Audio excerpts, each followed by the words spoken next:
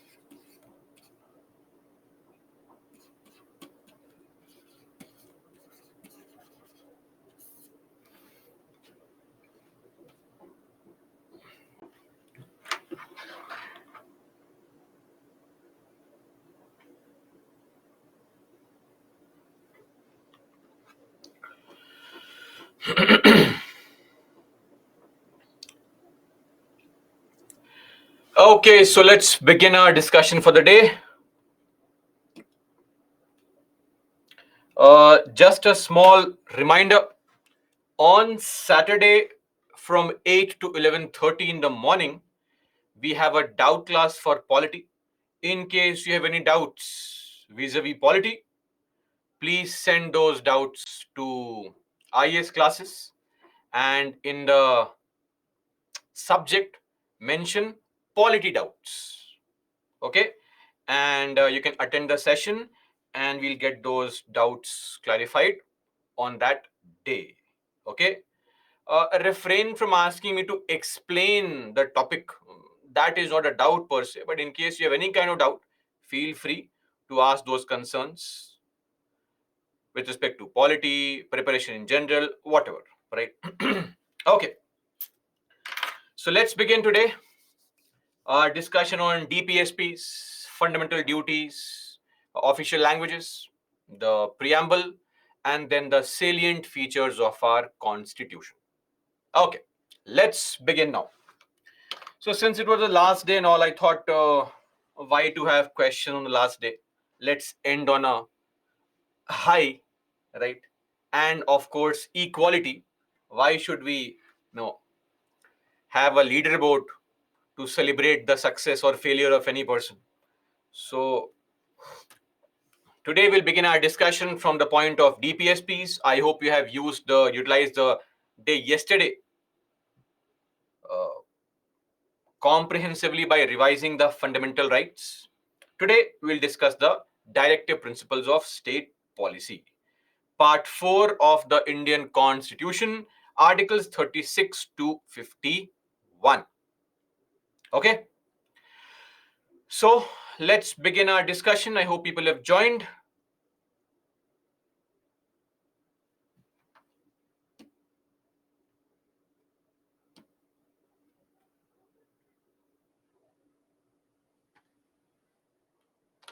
Okay, so DPSPs are this entire part 4 was basically to ensure that India is a welfare state. So the focus was that let's make India a welfare state. Now you may ask, sir, what is this welfare state? So see, welfare state or the idea of welfare state is what? State that protects and promotes the social and economic well-being of its people. That is what is called a welfare state. So the idea being that the state needs to protect and promote the economic and social well-being of its people. And this part 4 draws influence from the Irish constitution. So in the Irish constitution, they also have a DPSP. They call it Directive Principles of Social Policy. We call it Directive Principles of State Policy. And this is their article 45, which talks about the idea of welfare, talks about equal pay for equal work, reducing the concentration of wealth, so on and so forth. Exact same concepts. Apart from this, we also saw the Government of India Act 1935. I mean, in a history class, we will be looking at it. So, in the Government of India Act 1935, you have the instrument of instructions. Instruction for the state, what kind of policies to make. Then the Sir Tej Bahadur Sapru Committee, the Sapru Committee report. So Sir Tej Bahadur Sapru was the leader of the Liberal Party, and he said that whenever any country provides for some rights to people, the rights can be of two kinds. One, those rights which are what? Which are things that can be taken to court. We call them justiciable rights. And there should also be some of those rights which should be some kind of directive for the government. So in our country, what rights are justiciable rights? Please tell me. Tell me, please. Absolutely correct. Fundamental rights are justiciable. Whereas the directive principles are non-justiciable rights. So the idea behind this is to create a set of expectations for the citizens from the state. And of course, there are some liberal principles. So DPSPs can be categorized into three categories. Liberal principles, they refer to the more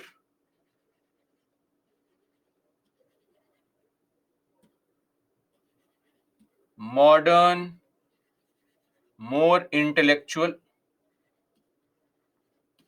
Gandhian principles related to the grassroots, catering to the village economy, and then socialistic principles, talking about economic welfare. Okay, so this is a brief on what we'll expect in DPSPs. Now, what's the definition of the state? Directive principles of state policy. What is state? So Article 36 says that the definition of state is the same as Part 3, that is Article 12. Same definition. Okay. Now, very, very important is this article because it will help you understand the importance of DPSPs. Let's read this article. The provisions contained in this part, which part? Part 4, shall not be enforceable by any court. Not be enforceable by any court. Now you will say, but then what is the point? If I cannot claim all these things, then what's the point of these kind of rights?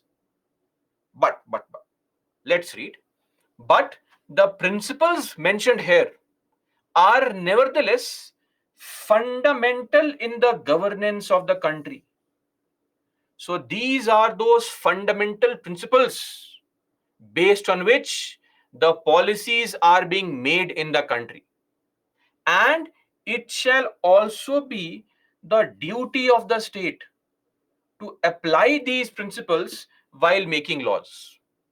Now, one more question that people can ask is, sir, you are saying it's the duty of the state. What duty? Is this some kind of a legal duty? or a moral duty. Now, that is something we don't know, right? But nevertheless, the article itself says that these principles are very important. So, whichever party comes to power, these principles must be followed, irrespective of your party ideology, etc. So, DPSPs act as guiding principles for any party that comes to power, for any government that comes to power. Okay, that's DPSP. Now, let's read these provisions, and let me tell you, there is absolutely no need to mug up the articles. It is firstly not possible. You may know the crux or content of the popular ones, which are largely in news. Beyond that, there is no point in mugging up these because it's a very, very difficult task. And we don't really see the need to mug up these as well. Now, these principles have been classified not in the Constitution.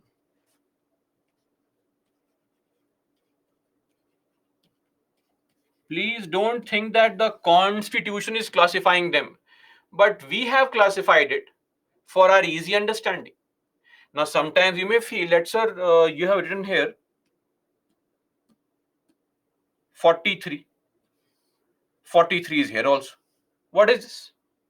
Yes, there are some overlaps. 46, here also 46. 47, here also 47. Right? 48, here also 48. So there will be some overlap. I'll explain to you how things overlap. Okay. Now, let's start with Article 38. State to secure a social order for the promotion of welfare of its people. The state shall strive to promote welfare of its people by securing and protecting as effectively as it may a social order in which justice will prevail.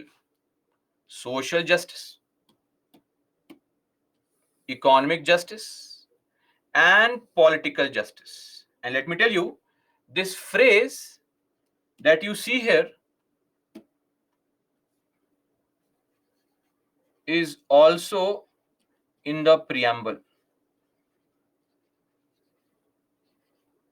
So you have a common phrase, shall inform all the institutions of the national life, and the state shall in particular.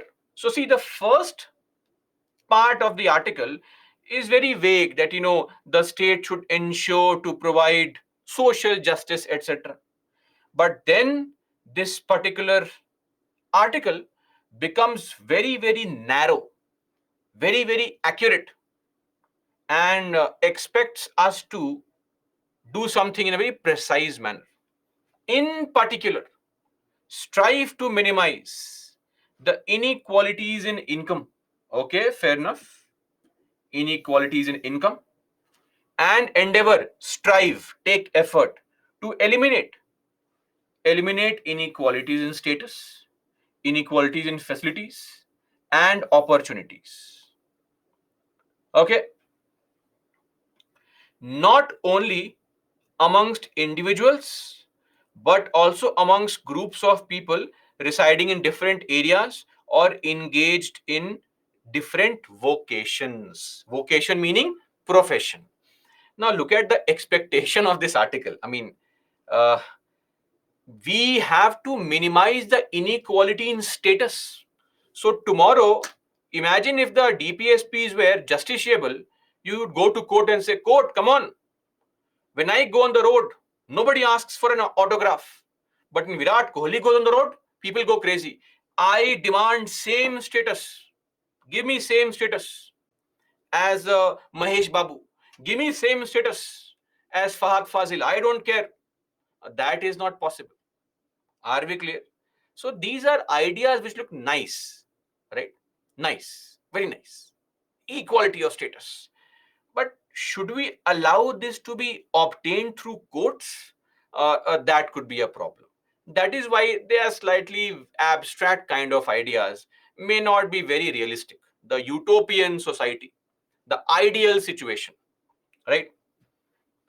So, ideal situation, like your ideal timetable, getting up, reading the editorials, revising the topics, writing mock tests, solving questions, attending class, etc. I mean, looks nice in the timetable, right? But anyway, now Article 39. Article 39, certain principles of policy to be followed by the state.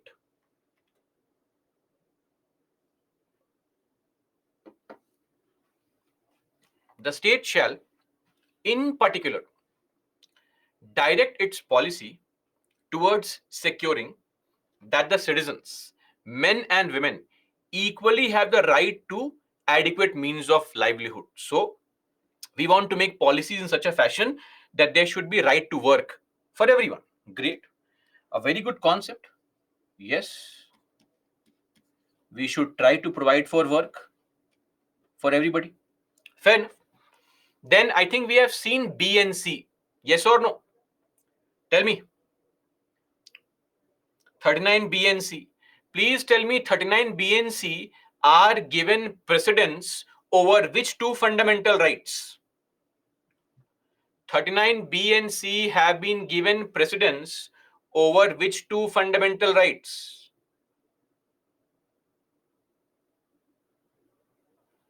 Okay, absolutely correct. As per Article 31C, 39B and C have been given precedence over 14 and 19, right? Because the state can provide for redistribution of countries' resources for everybody's benefit, and the state should make policies in such a fashion that it should reduce the concentration of wealth in the hands of few people. That should not be the case.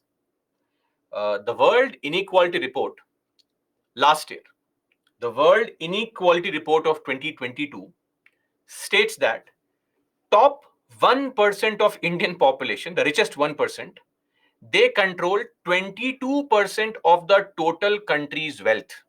22%. And top 10% people hold 57% of the country's wealth. And bottom 50%,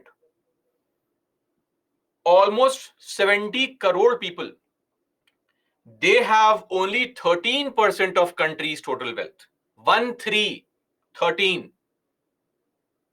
So how have we tried to achieve this? We are not sure.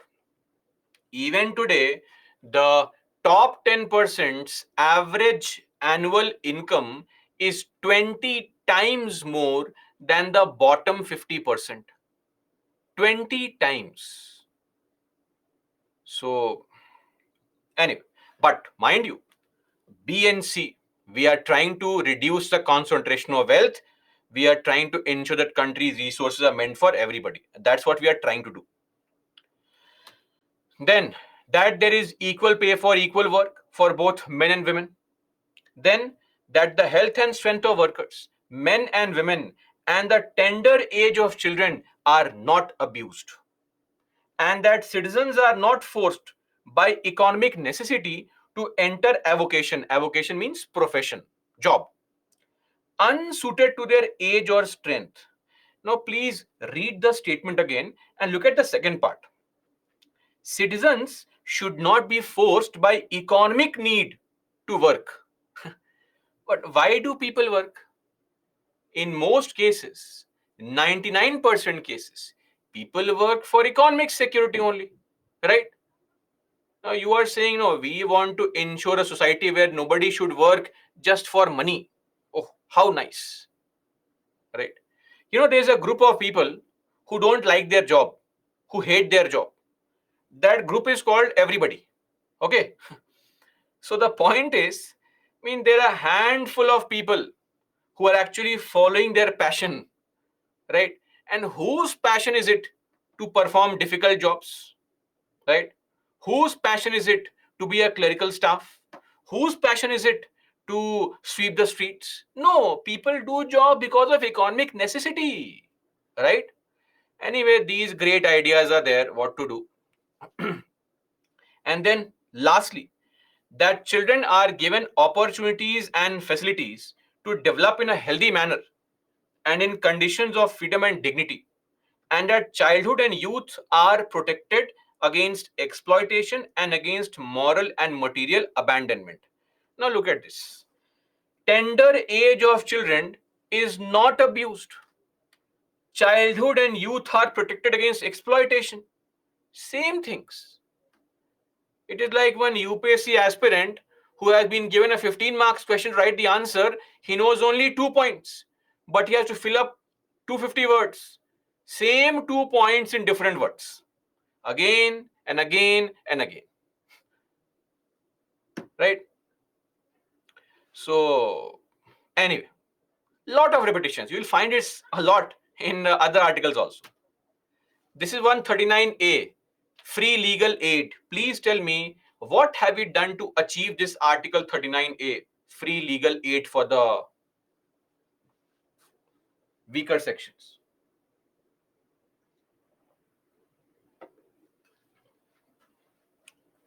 Tender age, Garima, means an age of innocence. Ayushman Bharat? A very good example is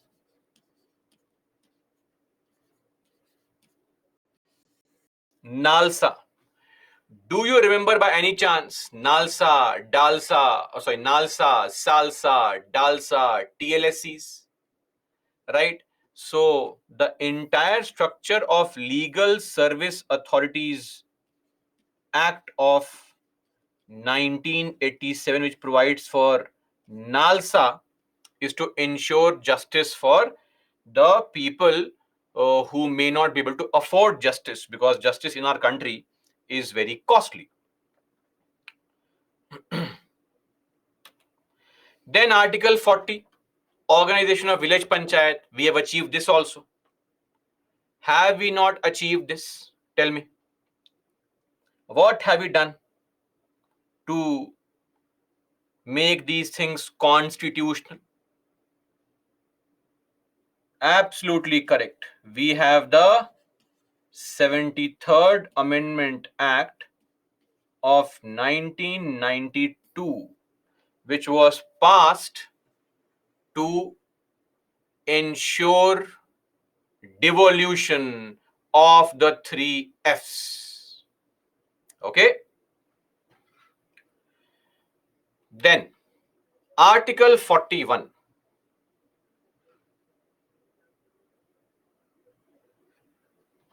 Just a minute, guys.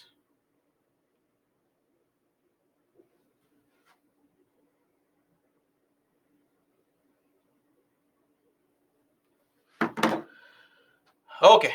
Article 41. Right to work, to education, and to public assistance in certain cases. Right to work, right?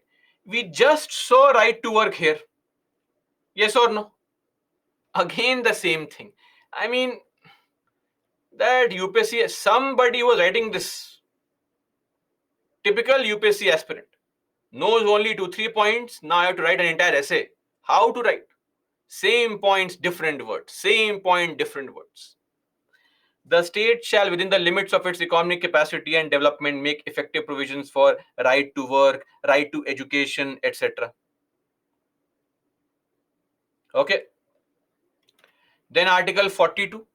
The state shall make provisions for securing just and humane conditions of work and for maternity relief. For maternity relief. What have we done for this? We have a law called Maternity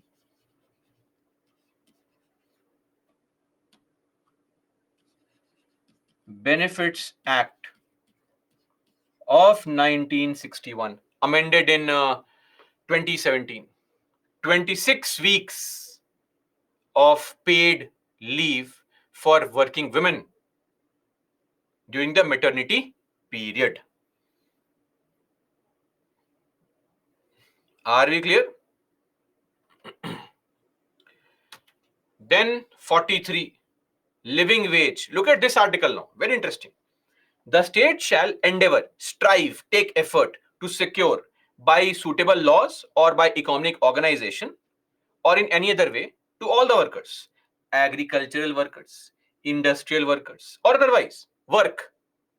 Again, the right to work. How many times, right? Uncle Roger would be so disappointed if he saw this. So, of course, this is a bit too much of repetitions. And let's read: a living wage, conditions of work ensuring decent standard of life, decent standard of life, and full enjoyment of the leisure period. Full enjoyment of leisure period. How do we ensure that? If you are a crybaby, you'll find faults in everything, right? Look at some people here, always having some concern, never happy and satisfied. I think you know people around you who are always the crybabies. Remember those relatives who attend a marriage ceremony and are always cribbing about everything. Food is not nice, sweets are not nice, this is not nice. How to make them happy? They will never enjoy the leisure period. Those people, when they come home, the entire family is like, why has he come? What to do?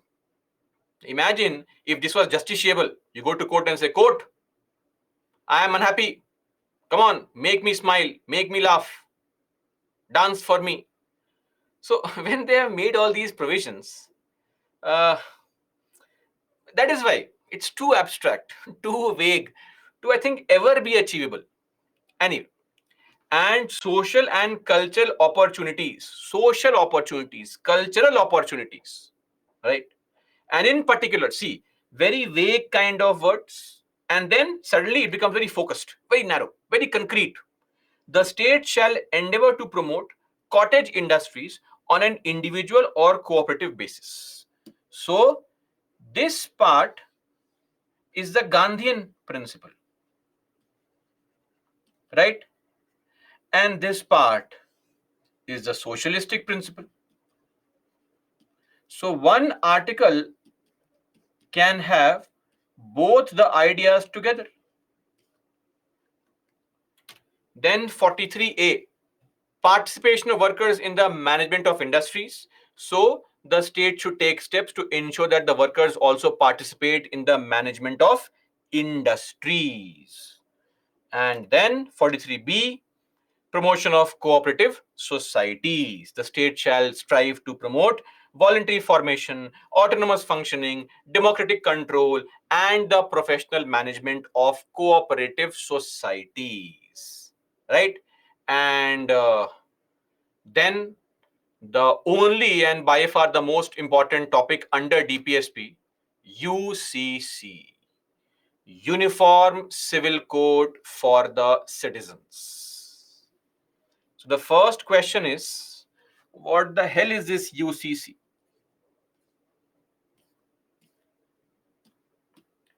Uniform Civil Code. The state shall endeavor to secure for the citizens a uniform civil code, meaning common law governing personal matters.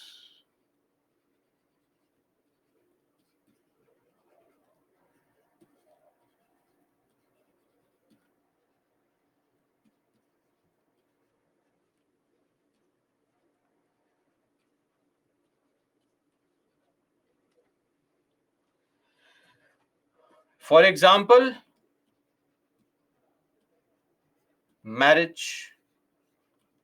For example, yes, divorce also. Some people immediately divorce. Why? Marriage first, then divorce. Inheritance, succession, guardianship, etc. So, common law governing personal matters. So, right now, don't we have one law only for all the people? We have a common law for criminal cases, IPC, yes or no, CRPC, for civil matters also, CPC. But for personal matters, we don't have a common law. It varies. So for Hindus, we have these laws which are popularly known as Hindu code bills. Okay? For Muslims, separate laws.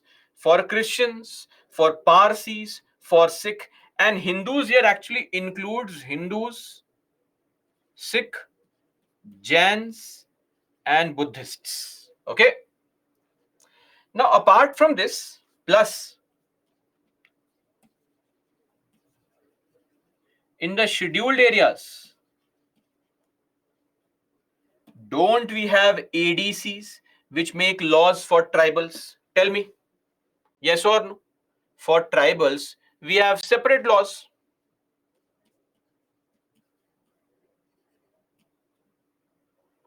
Now, these are all religious laws. What about a religion neutral law? So, we do have an option called Special Marriage Act.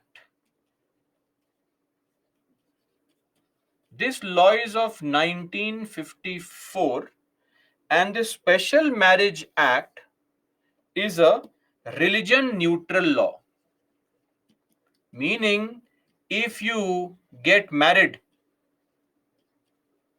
if you are say a Hindu and get married to a Muslim and nobody wants to convert, then you can get your marriage solemnized under this law. Now, anybody can. If you are a Hindu and marrying a Hindu or a Muslim marrying a Muslim, you can still go and get your marriage registered under Special Marriage Act. So the point is, should we have one common law? Tell me, how many of our innocent people here support this idea that we should have UCC? I launch a poll. Don't be angry. Relax. Calm down. A for yes, B for no. A for yes and B for no. Oh, I gave 5 options by mistake. Please.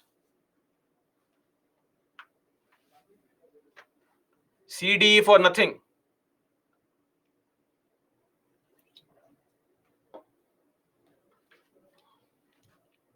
Okay. A lot of you say, yes, we want one common law. Haji, innocent people.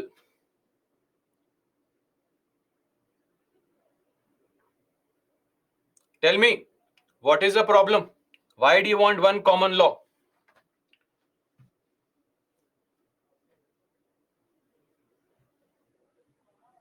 Those who said yes, please tell me. Women's rights,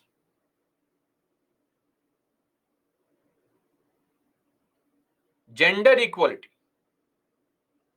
to remove communal fights. Uniformity is the biggest unity. Oh, looks like some YouTube slogan by a right winger. Constitutional morality, sir, don't use these big words. Ease of administration, simplifying the legal system,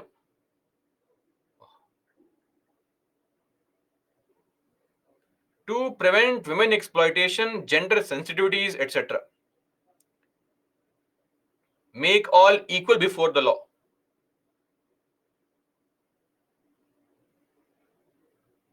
One state, one rule.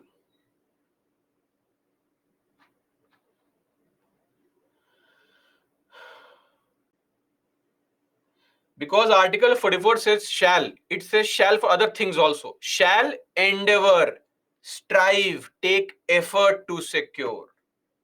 Right? And constitution is always subject to changes. Okay.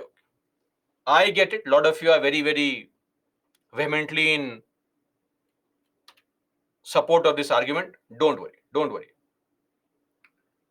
Hear me out first. Hear me out. Yes. Why do we need UCC? Fostering national and social integration. National integration, social integration. Of course, see, there are a couple of, sir, this is not any, okay, sir, this is just a joke. There's a problem in our country. I can make fun of a politician and you're all okay about it. I can make fun of anything and you're all okay. The moment gods and all these things, religion comes into picture, suddenly become all serious. Oh, gods. Don't worry. Nobody is watching you. Don't worry at all. And if the gods are angry at all these things, then it's better that we are without gods, right?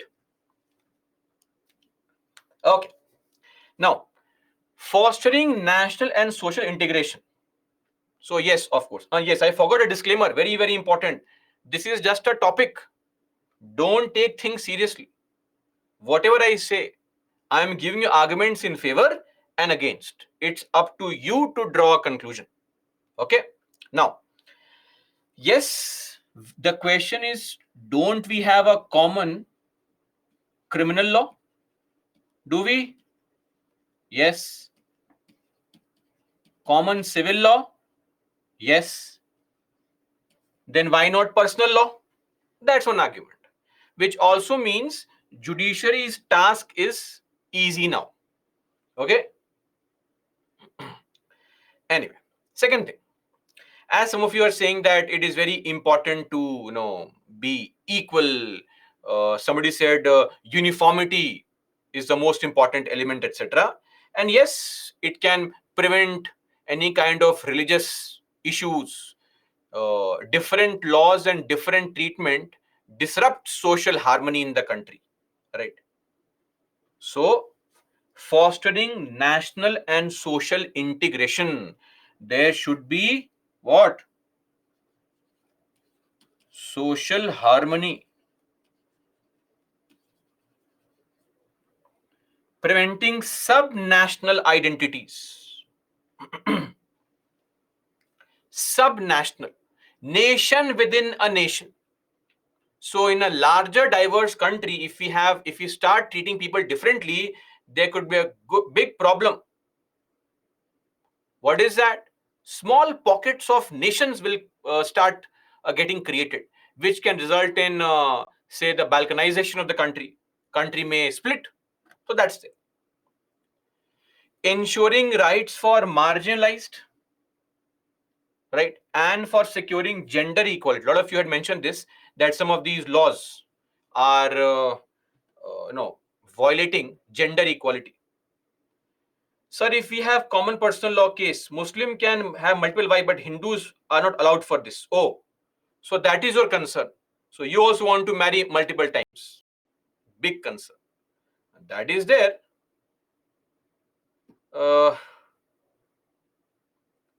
But I'm sure those who are not single would know that it's very difficult to manage one person in your life. Anyway, I don't think this could be a very logical ground. But yes, marginalized people, the weaker sections, etc., in any religious group, they may face. Sir, then how are, sir, the number of people having multiple wives amongst Muslims is less than 2%, sir. What are you saying? Very few. And if you start collecting data like this, the number of people cheating on their spouses, I'm sure crosses 10% in the country.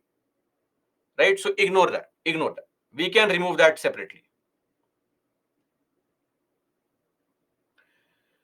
Today is my CUT PG exam. Okay. So, see, let me tell you something. These are arguments in favor. I fully agree that these are arguments in favor. But let's also see what arguments people give against. Let us hear them out. So a lot of you, since are in support of UCC, at least give the other side a chance without being upset. Okay? Without being upset. So no anger. Just hear the other side out. What do these people have to say? So the first challenge that people actually put forth is India is a secular state. Don't interfere in personal matters. Secondly, uh, laws, these personal laws are in the concurrent list. States should also be taken on board. Now, beyond that, India is an extremely diverse country. Religious diversity, lot of tribal groups. I mean, having one common law is going to be a challenge. Second, guarantee and promise of Article 25 and 26. See, religious matters are deeply enmeshed with religion. Personal matters are deeply enmeshed with religion. So, marriage ceremonies, people who don't believe in God, they also want some kind of rituals to take place. It's so interesting, right? Those who say, I don't believe in rituals and all, I believe in energy, right? Spirituality. But ask them, go and get a court marriage. They say, no, no, no, no. Rituals. So nice, right? The idea is that it's very difficult to part these rituals from the life of a common person. A few may have gone ahead, but for most, it is not. And then the bigger thing is the constitution did promise people that if you are in India, don't worry, practice freely what you want, right? Third thing, how to frame a UCC. There is complete lack of a national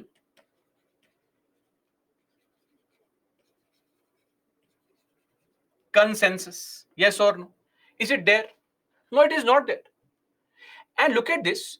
People, people keep on saying that let's have UCC. Now, where is a UCC bill? We are yet to see any text on UCC, right? No bill, no draft copy. And then think of it. What neutral principles will you adopt in these personal laws? If I today make a UCC, let's say the government makes a UCC, and somebody is asking what is the full form of UCC? Uniform Civil Code, Siva. Amazing characters. Till the last day, I find these unique people. So, let's say the government makes a UCC. The government says Uniform Civil Code is out. It is now implemented on everybody.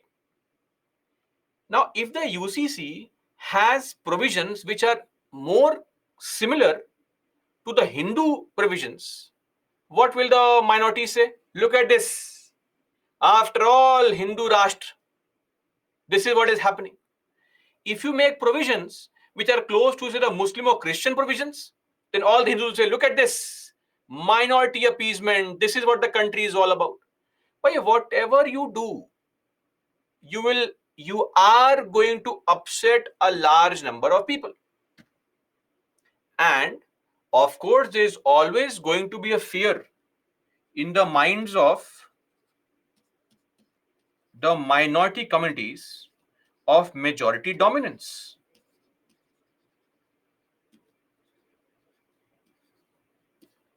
Right? Because now the parliament will be what? Which is actually dominated by people of a certain religion, are going to make a religious law. How to ensure that they are not biased. And it's not about being wrongly biased. It's about something you're more familiar with, right? Somebody says, sir, the provisions will be based on morality. How nice is this word morality? And who is the judge of morality? Tell me. What is moral for you may be immoral for somebody else. And what is immoral for you could be moral for somebody else. Equality, justifiable. we cannot prove all these things. These are nice words, but when you want legal words here, that could be a problem. And then eventually you will have to ensure that, so what do you want? Should the tribals also be treated under the UCC only? Tell me, those who are in support of UCC, what do you feel? Tribals in the remote areas, in Andaman, in say Nagaland, why no? Why no? Then yes, equal treatment. That's a problem. Even the government is saying this, that we will not treat tribals under UCC. Then what is UCC? Is UCC only for Hindus and Muslims? Is that what it is for? Or for everybody? Therein lies, the devil lies in the details. The problem with UCC's implementation is that the intention is never resolving problems. Otherwise, I'll tell you a simple point. Most of you agree, forget all that we want a common law, etc. Most of you agree that when it comes to religious laws, they are biased against weaker sections and women. Yes or no? Amongst Hindus, Muslims, everybody. Do we agree on this? For example, triple talaq, right? Triple talaq. Or for example, women not getting inheritance rights. Or for example, the marriageable age, right? These are problems. Are we clear? Everyone, tell me, why do you need to revamp and create a new law? If your hand is paining, you take a tablet to resolve the pain. You don't chop off your hand. Now hand is useless, it's paining, throw it away. No, it makes no sense at all to waste your effort in creating a separate law. What we can simply do is weed out. How do we throw out weeds from the plant? Let's say there's a field and weeds grow in the field. You don't kill all the plants, just selectively throw away the weed, right? Why can we not pass laws and selectively throw away all these aspects? Don't we have Article 26, principled intervention? State is allowed. Yes or no? State is allowed to interfere. You keep on crying, and that's the problem. The focus is constantly on homogenization. There should be equality. Focus should be on reform. Nobody is talking about reform. No, no. It's all homogenization. Same. Everybody is suffering in the same manner. Oh, I am satisfied. Reform. Focus on reform. So the idea should be reform. And see, raise awareness amongst people the importance of a religion neutral law. And don't we already have a religion neutral law in the country, Special Marriage Act? Tell me one point where you have seen a minister promoting that we have a Special Marriage Act. Why don't we promote this? And if at all you are obsessed, why can you not create an optional UCC? Make it optional. All the people who start getting educated in the coming generations, they will gradually move towards UCC only. They will get all their personal matters registered through a neutral law. And then for the outliers, let it be. Let them be in their religious laws. Simple. This can also be done, right? Imagine hundreds of issues plaguing the country. I mean, yes, I understand that YouTube brainwashes people completely, but please apply your mind also. There are people suffering in this country. How is it fair? How is it justified that the country's resources, interest of our politicians is heavily geared towards all this without a single focus on actually trying to remove any kind of practice which is derogatory to an individual? That is not the focus. That is why we feel the interest is not in reform. The interest is in division. Division, cleavage in society. That is where you can govern. The moment people become aware of this, then they'll vote on elements of development, etc. So the idea is that if at all you say that no, see, and judiciary's task will be easy. That is not what the rules are for, to make somebody's task easy. This is a hilarious statement of judiciary, right? Law Commission in 2018 also said the same thing, that UCC is Law Commission 2018 gave the statement that UCC is neither desirable nor necessary. But nevertheless, I have given you right the arguments in favor, arguments against, and also way forward if you want to. Right? Simple. So the idea has to be promote, make it optional for people. There should be an equality. And in every existing religious law, if there is any provision which violates equality, equal rights, is derogatory to any group, etc., that provision has to be removed. Whether you like it or not, whether it is your age old practice or not, sorry, we don't care. Your age old practice does not justify treating people badly. Simple. Are we clear? Abhishek, for me, UCC should be made in such a way that should not suppress anybody's right. I mean, we cannot do all that. It's not possible to not suppress anyone's right. Again, a very good argument, but let's be more practical. The idea is to firstly target this. And then if still people insist that no, no, no, we want a UCC, create UCC. Who is stopping it? Because it is not the differences that divide us. It is our inability to accept and celebrate those differences. That's what divides us. And unity, not uniformity, must be our aim. Somehow we have been told that unity and uniformity are the same. No, they are not the same. We attain unity only through variety. Differences have to be integrated, they should not be absorbed and annihilated. And frankly, looking at the country, what divides us pales in comparison to what unites us. And that's why we say that we have survived despite these politicians, not because of them. Right?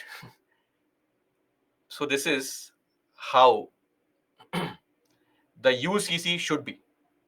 Anyway, for those who are still saying, no, sir, UCC is important, you have arguments in favor, feel free to use this. Simple.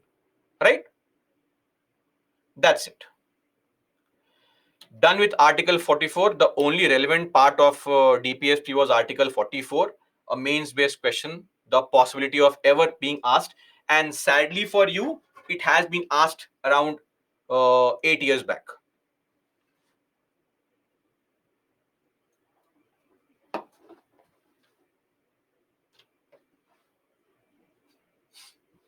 Okay. Now, Article 45. We have seen Article 45. This is the Early Childhood Care and Education, ECCE. ECCE. For kids between 0 to 6 years. We have discussed this under Article 21, capital A already. Remember this Article 21, capital A? What is that? Right to education. ECCE. Early Childhood Care and Education.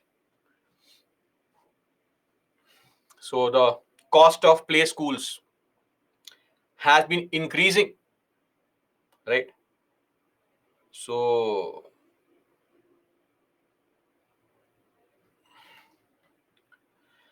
it's a nice way nowadays, see, we have people in the online class, especially who are in their school preparing for UPSC. School days.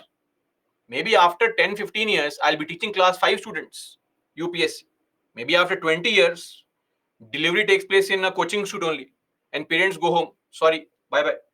Send an IS officer. That's possible.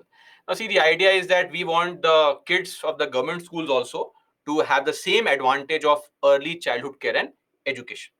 And frankly, the what do play schools do? They just keep the kid alive for 6 hours. Anyway, but yeah, that is there. A lot of money is now required to raise kids.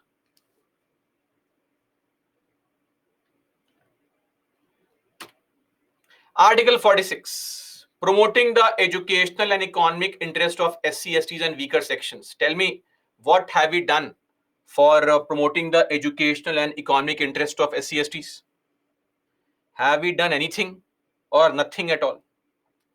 Okay, absolutely correct. We have affirmative actions in the country. Affirmative action in education, in jobs, in politics. Then we have bodies like NCSC, NCST, NCBC, right? So we have achieved this also. Then Article 47. This is the liquor ban article. Okay. So some of you would be very upset yesterday because of dry day. So Article 47, duty of the state to raise the level of nutrition and the standard of living and to improve public health. The state shall regard the raising of level of nutrition and the standard of living of its people and improvement of public health as among its primary duties. Improvement of public health. What's the meaning of this? Such a vague phrase. What is improving public health? Should everybody have six-pack abs now? Imagine if DPSP is justiciable, you go to court and say, court, I want 16-inch biceps. Please ask the government to give me 16-inch biceps. I don't care. Right? Yes, bodybuilder Yojana. Then that may be seen. And in particular, now suddenly the entire system is so focused. And in particular, the state shall endeavor to bring about prohibition of the consumption except for medicinal purposes of intoxicating drinks and of drugs. No drinking. Okay. This is the law, or this is the DPSP which provides for liquor ban, and that is why a lot of states do have liquor ban. States like Gujarat, Mizoram, Nagaland, Lakshadweep, Bihar, Manipur also some districts have it, right? And the legal drinking age also is different. Yes, sir. Drugs consumption except for medicinal purposes, like cough syrup. So there are a lot of states where drinking age is very different. You'll be surprised to know that the legal drinking age is 25 in Punjab. In Delhi also, they made the age 21, but the law was not passed yet. It was not signed by the LG. So it is not applicable. So in Delhi, the legal drinking age is 25. In Punjab, it is 25. Now, I am not really sure if people are following it. Then in some states, it's 18. Himachal, Goa, Sikkim, Pondicherry, Karnataka, and in most states, it's 21. Imagine you can marry at 18 and 21, you can vote at 18, but you cannot drink till 25. No, I'm not promoting drinking and all, but I'm just saying, sir, why people drink drugs? Shalja, innocent question. Why do people drink drugs when they know it is injurious to health? Oh, such innocence. Shalja, this is how life is. We know that killing others is bad, still we kill others. Oh, some Roshan is very aggressive. He, I think, is a follower of this principle of drinking. He says, why is she taking food and all? Okay, okay. The point is, A.S. Hussain, search for all this here. It would largely be 21 only, I believe. Right? See, people may drink for various reasons. It's okay. But drinking is actually bad. Right? Manam is upset because of closed shops yesterday. Drinking is actually not good for health. Right? Smoking, drinking, this is bad for health. There have been a lot of research and studies being conducted nowadays where there is not a single benefit because of drinking alcohol. There is no benefit for an individual, not at all, right? So for those who don't drink or smoke, good for you. Never do it, right? But those who are, please try to minimize and remove it completely, right? Okay. To get relaxation, to drink. Okay, Pavitra wants relaxation. Okay, to each his own. Drink, enjoy, make merry. Let the doctors be rich, and let the country also get more money. During Corona, people thought drinking we will not get Corona. During Corona, we also sang songs, right? Go Corona, go. And Corona went away. How nice. How amazing was that?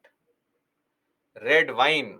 This is all marketing gimmick. Anyway, so let's move on now. No problem.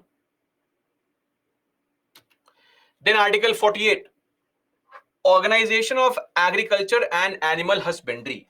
The state shall endeavor to organize agriculture and husbandry on modern and scientific lines, and shall in particular take steps for preserving and improving the breeds, and prohibiting the slaughter of cows and calves and other milch and draught cattle. What is milch? Tell me, what is a milch animal? Any idea? Innocent people here.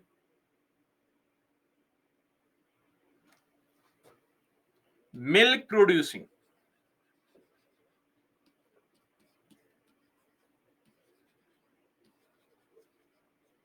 Milk producing, which are fit for human consumption. Okay. Don't write lions and tigers. Who is writing lions and tigers? Arey, sir, I think it would not be appropriate.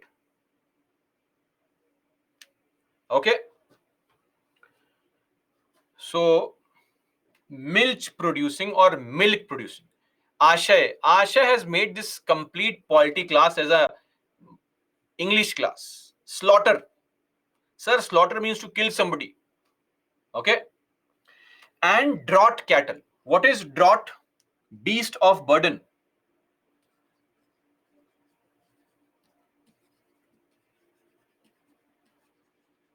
Like when your relatives come to your house, you become the draught cattle in the house, taking all their luggage, etc. Or when you have to win somebody's heart, then what do? Become the draught cattle for them, beast of burden. For example, horses, donkeys, oxen, etc. So please, yes, camel also. Yeah, there are various examples. So this is Article 48. Then Article 48A, protection of the environment, safeguarding wildlife, etc. Very simple.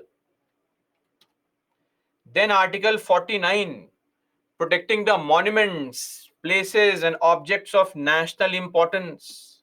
Very, very important. It is the obligation of the state to protect the monuments or places or objects of artistic and historic interest from spoliation, disfigurement, destruction, removal, disposal, etc.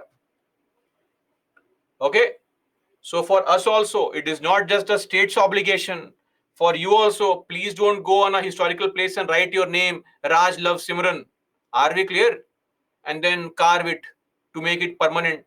Love becomes permanent. And then come back and break up.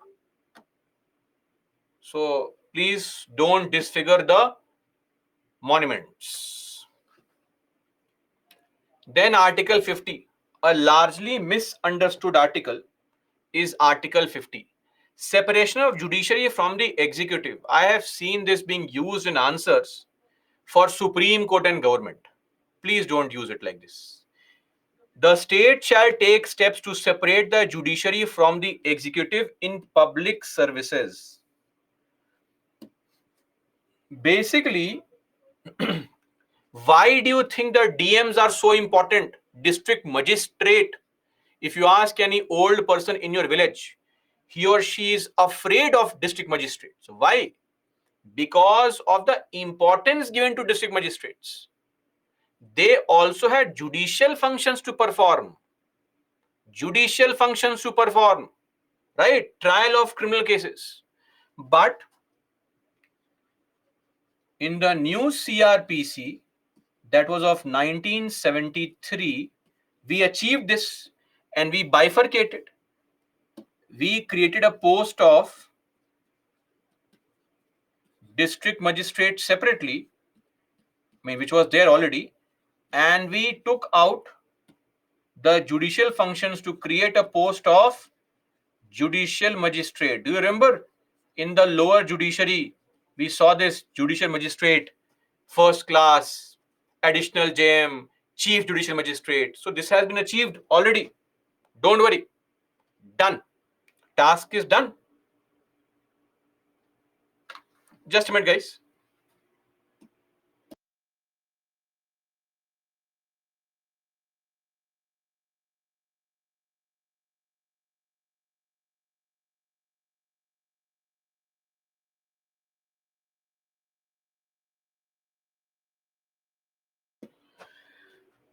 Okay.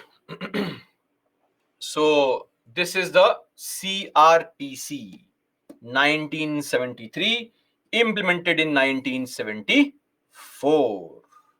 That is why there is this very popular joke that goes around for district magistrate, that a group of villagers were sitting and suddenly somebody came running and said, CM is coming in our village tomorrow.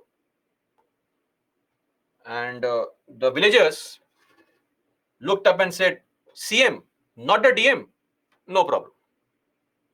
He is CM after all, not a DM, right? DM is important. So in the eyes of villagers, district magistrate was the only official who was a real boss, right? So you would have even judicial functions, right? 50 years back. If you had cleared the exam 10 years back, you would also have what? You would also have the beacon, lal batti on your car. It is not there now. You please clear the exam as soon as possible. What new things they will take away from your benefits, we don't know. This is today's motivation. Please clear the exam ASAP. Okay? To enjoy some benefits. Yes, Pulkit. Of course.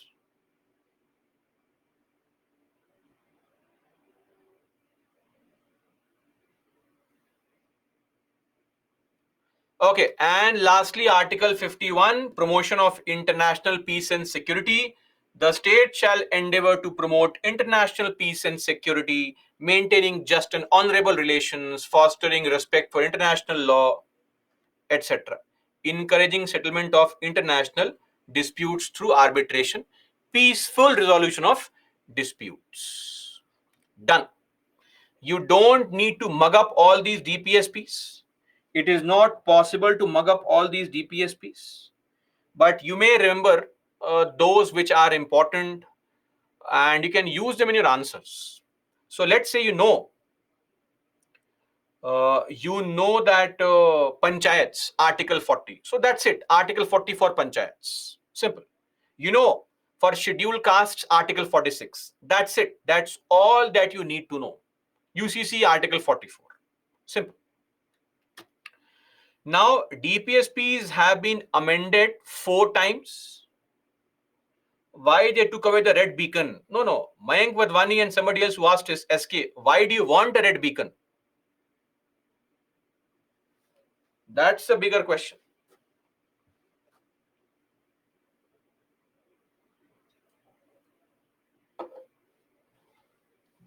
When I asked this question earlier in one class, why do you want to join civil services? All of you were saying that to serve the country. And now you want to show pride. No. You have chosen the path. Anyway, so amendments to DPSP. DPSP has been amended 4 times. Please remember all the changes made in these or on these 4 occasions. In 1976, 4 changes. 1978, phrase was added. 2002, words were changed. 2011, article was added. You have to mug up this. It's important. A question has been asked once on this. It can always be asked. Clear? Everybody? All okay? Okay, question time. Solve this question. Very difficult question. I will give you only 15 seconds, guys. I cannot give you more time. Mark your answer. Let's hope today we cross 95%. Will I ever see that?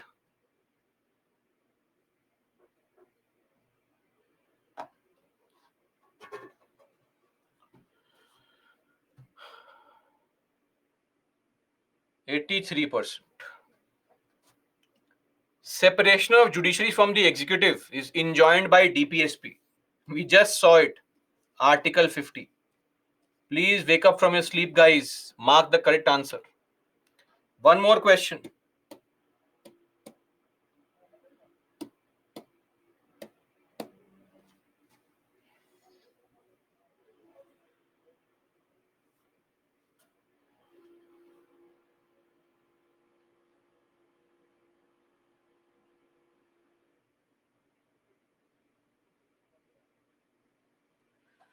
%86. This is Article 51, part of DPSP. Under the Indian Constitution,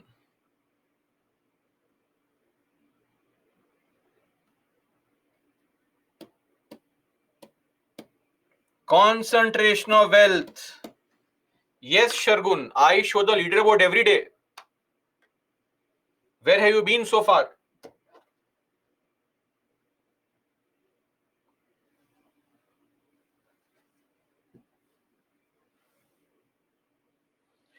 %81. Concentration of wealth. 39 clause C. Asked in 2021. Now I'll give you some more time for this.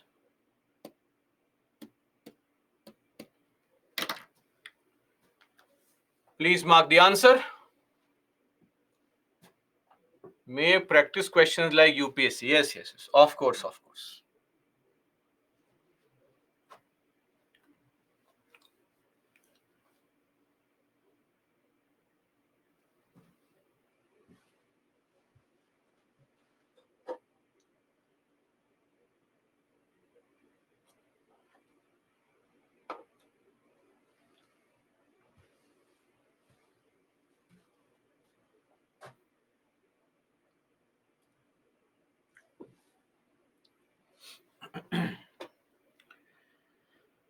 Are we done, guys?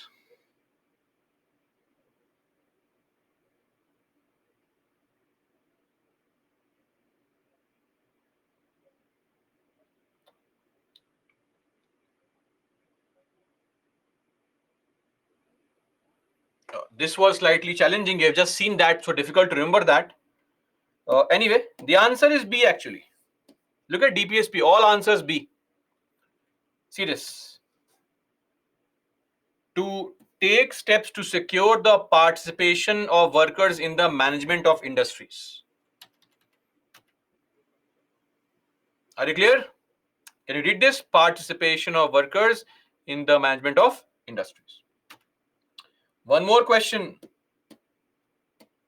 15 seconds. Now, is it possible to score over 95%?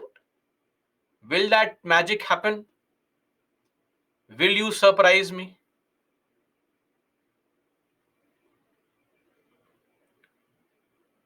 Oh, that's amazing. 95%. Great. Finally, we have reached the milestone of 95%. Welfare state. Welfare state. So look at this. In 2015, they asked this question. The ideal of welfare state in the Indian constitution is enshrined where? DPSP.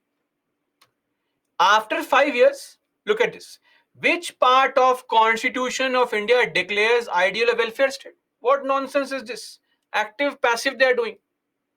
Anyway, mark the answer for this question also. Logically, it should be 100% correct answer, but still.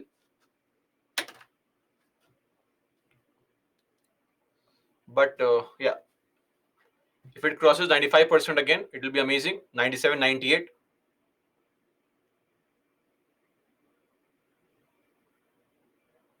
Okay, great. This is, I think, the highest. I don't think we can cross this ever because some of you will choose the wrong answer deliberately. I'm sure. DPSP. Shibam, sir, why all answers are B? Sir, I don't know, sir. UPSC, they have said this, sir.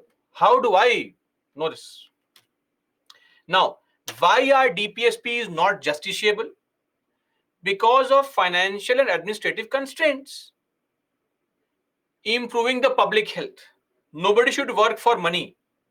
So, if you are saying nobody should work for money, then will the state provide for food for everyone?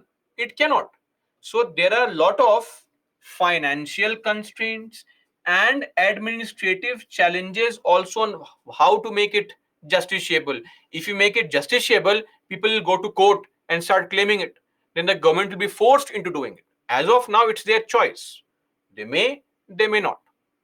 Then some are moral in nature.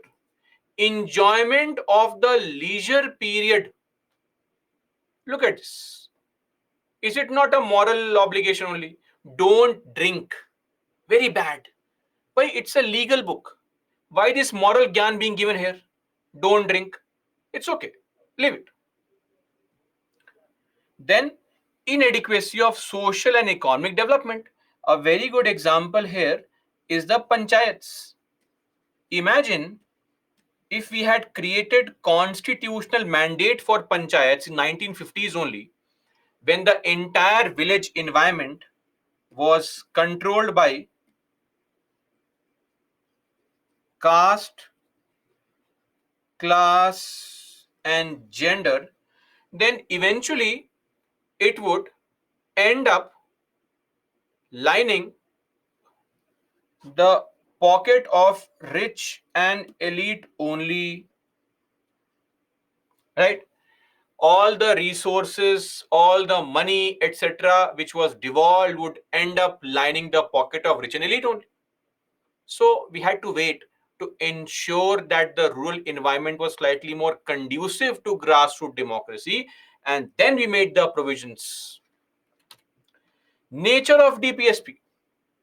They are fundamental principles. Fundamental principles. They are non-justiciable. Of course, you can't go to court. And they are non-self-executory, meaning laws have to be made to execute them. They are guidelines for the government, simply.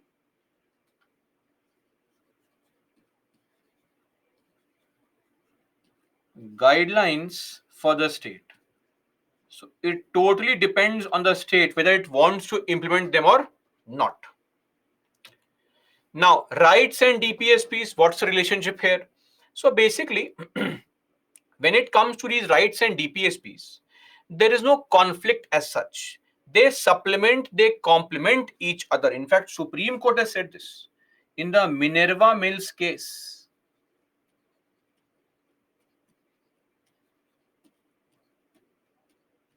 Of 1980, and together they are called the conscience of the Constitution.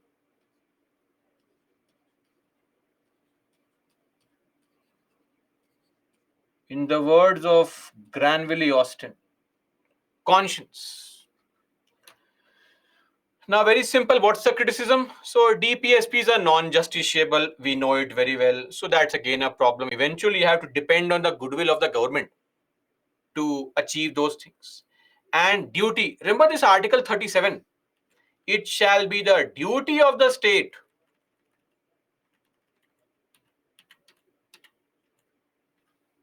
It shall be the duty of the state to apply these principles. What duty? Moral or legal? We don't know. That's again a confusion. It's largely seen as a moral duty only. So, duty,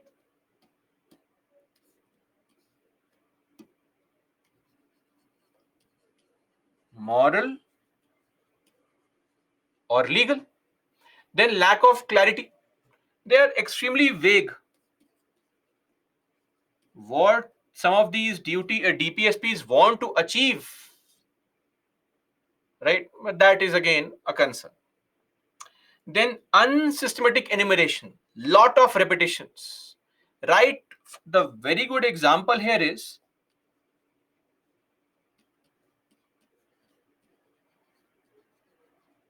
right to work so many times, and it combines modern rational principles protecting the wildlife, etc., with those based on sentiments: don't drink, enjoy the leisure period, etc.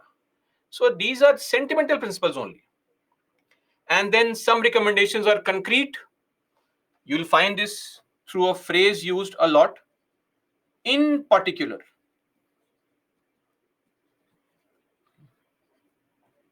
Concrete. Others are abstract. So this is the criticism of DPSPs. We are done.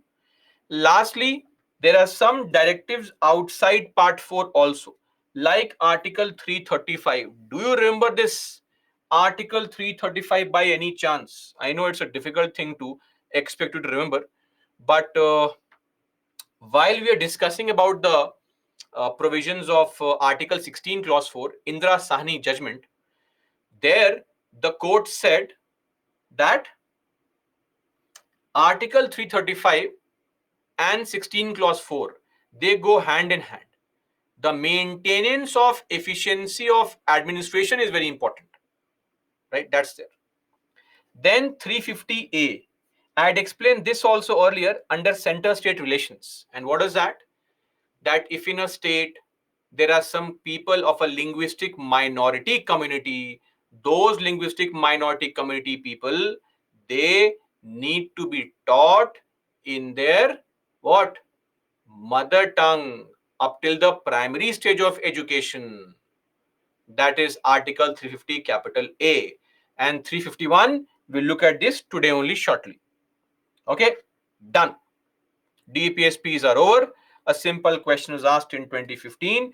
Discuss the possible factors that inhibit, that prevent India from enacting for its citizens a UCC as provided for in the DPSP. Okay. So we have seen enough information. Prem Kumar, sir, why did the makers of the constitution created fundamental rights in conflict? No, there is no conflict. The idea is that we wanted individual rights to go along with welfare of larger group of people, right? So both are separate. There was no inherent understanding of creating some kind of confusion. But somehow, because we wanted to pursue the welfare of everybody, it started coming in the way of individual rights. So it was a byproduct of social welfare, not a thought after process. Now, In our Indian constitution, at the commencement of this constitution, there was nothing called duties. But later on, when Indira Gandhi government was in power, during emergency, I think she believed in this slogan a bit too much. Ask not what the country can do for you, but what you can do for the country, which was recently used in one movie called Pathan or Jawan Pathan, right? By Shah Rukh Khan. So that don't ask what the country can do for you, but what you can do for the country. So anyway, and that is why in 1976 to the 42nd Amendment Act, we added in our constitution a separate part 4A, one article only, 51 capital A, with originally 10, now 11 clauses. Please tell me, this Sardar Swan Singh committee also recommended one more topic which became a part of the Indian constitution. What was that? Innocent people, tell me. Amazing answers. Gram Panchayat, Gram Nyayalay. And now people are giving the correct answer. Tribunals. Tribunals. Part 14A. Tribunals.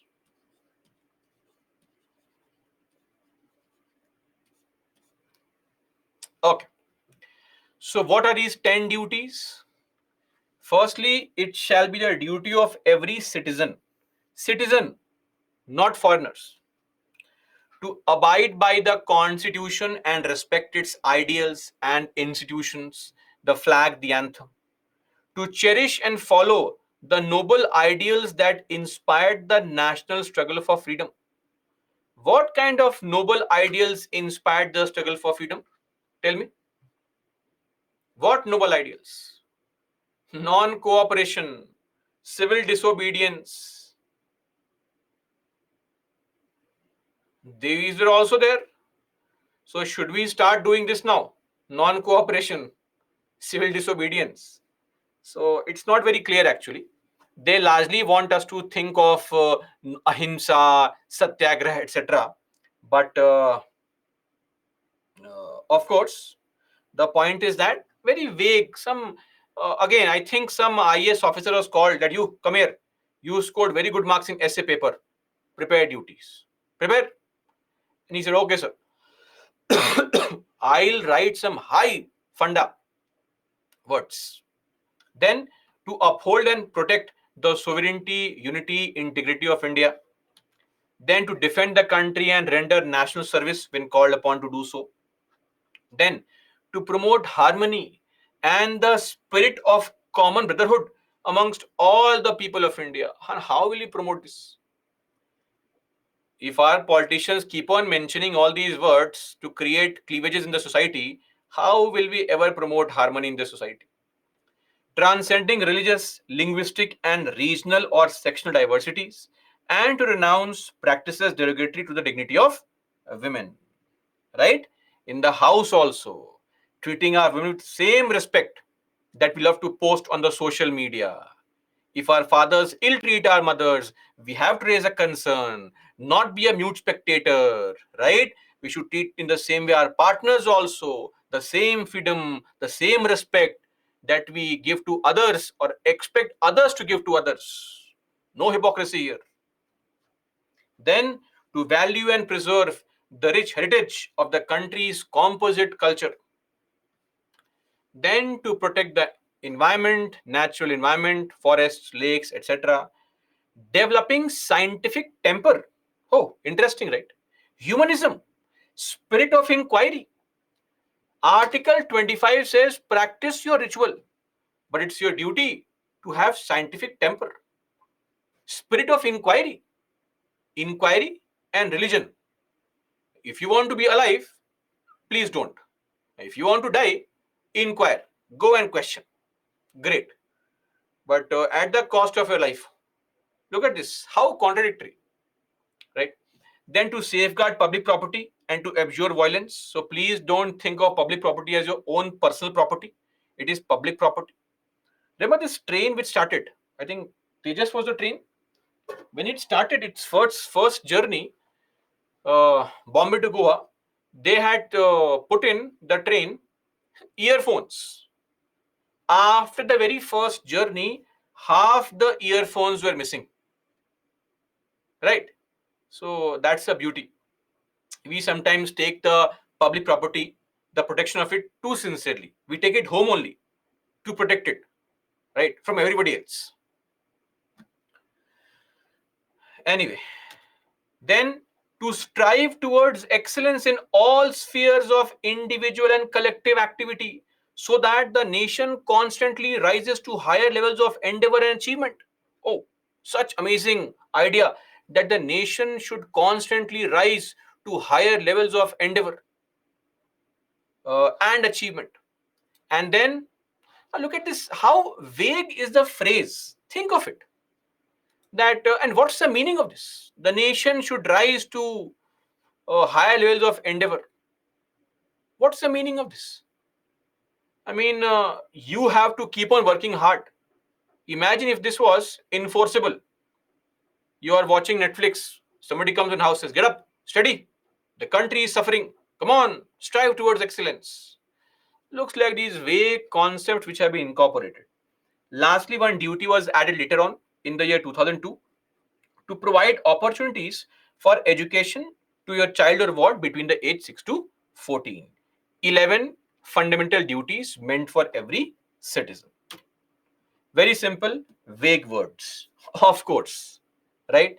And most of them are not enforceable. Anyway, fundamental duties are not legally enforceable through the constitution, right? And frankly, citizens have been performing these duties even without the state forcing us, right?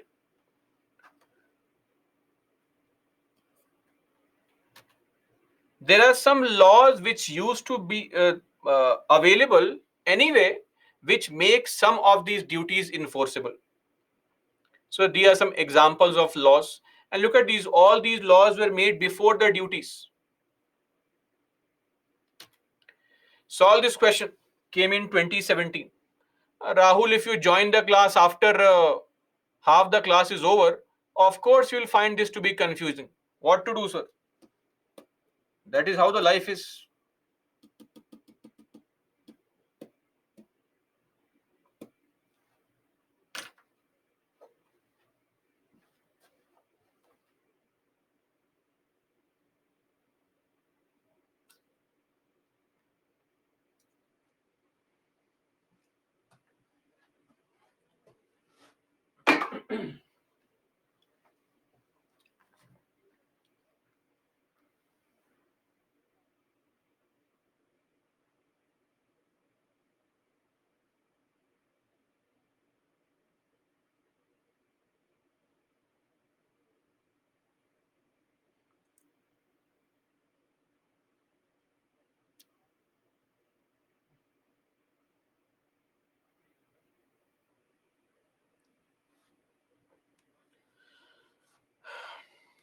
Okay. Duties, not rights, are important. Rights, not duties, are important. Rights are personal and independent of society. That's not possible. Rights have limitations. Rights are correlative with duties. Absolutely correct. One more question. Solve this question. I'll launch the answer, the poll later on.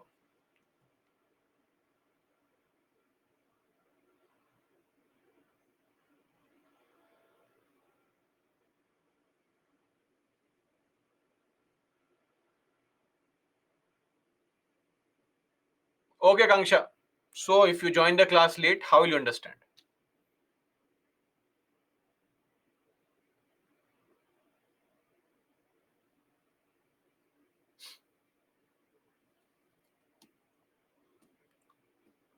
Should we launch the poll now, guys?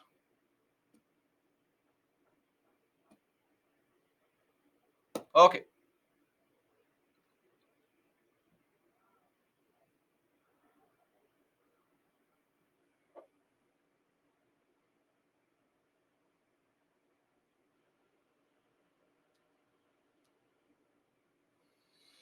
Great. This is not categorically mentioned as a fundamental duty in the Indian Constitution, right? So, yes, we have these things like the rich heritage, that's there. We have scientific temper also, and we have strive towards excellence also. So, 2 is not there, remove 2, elimination, you get the answer 1, 3, and 4. Solve this question. The only thing which was important is not there.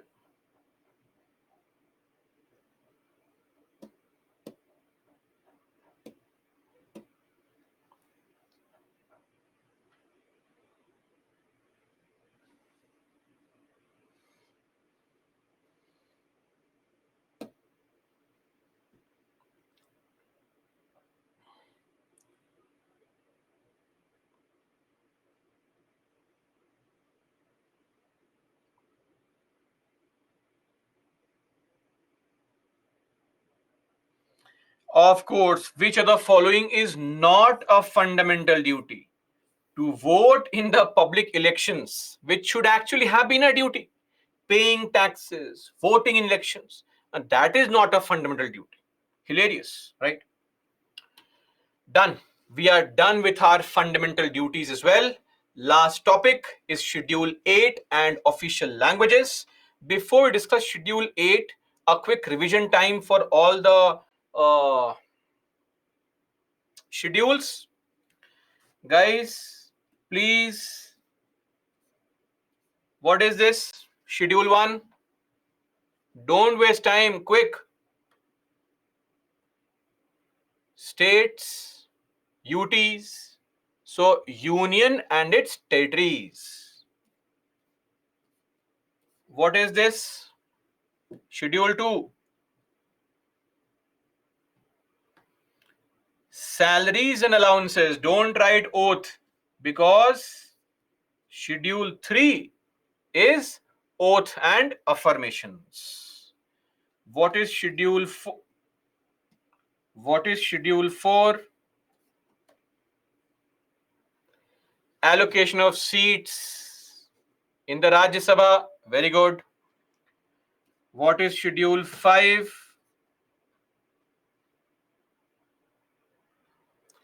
Schedule 5 is the scheduled areas in how many states? 10 states. Guys, scheduled areas have got nothing to do with scheduled castes, scheduled tribes. Please understand this point. Are we all clear on this?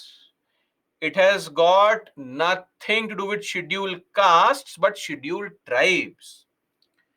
Then Schedule 6, what is that? Tribal areas.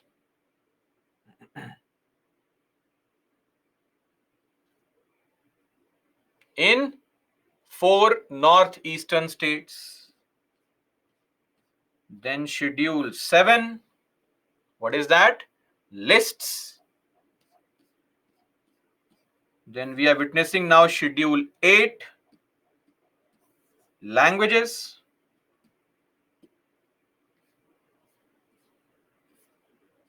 Schedule 9, what is that? Laws are immune from judicial review.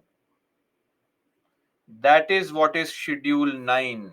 Don't write land reforms. Laws immune from judicial review. Then what is Schedule 10? Anti-defection law, ADL. What is Schedule 11? 29 topics on which panchayats are allowed to make laws. And what is Schedule 12? 18 topics on which municipalities are allowed to make laws. Done. All the schedules and the revision over. Now the 8th schedule, list of all the official languages. Okay. These are the 22 official languages Originally 14, but currently 22. Okay. One more thing. If you want to make a change in 8th schedule, any kind of modification, whether you want to add a language or you want to remove a language or you want to even change the spelling of a language, Article 368 is required. A very simple example. We wanted to change the spelling of Odia to ODIA, and this was done via the 96th Amendment Act 2011. Okay, so there have been various additions, like Sindhi was added in 1967 to the 21st Amendment Act. Where is Sindhi? 1967. Uh,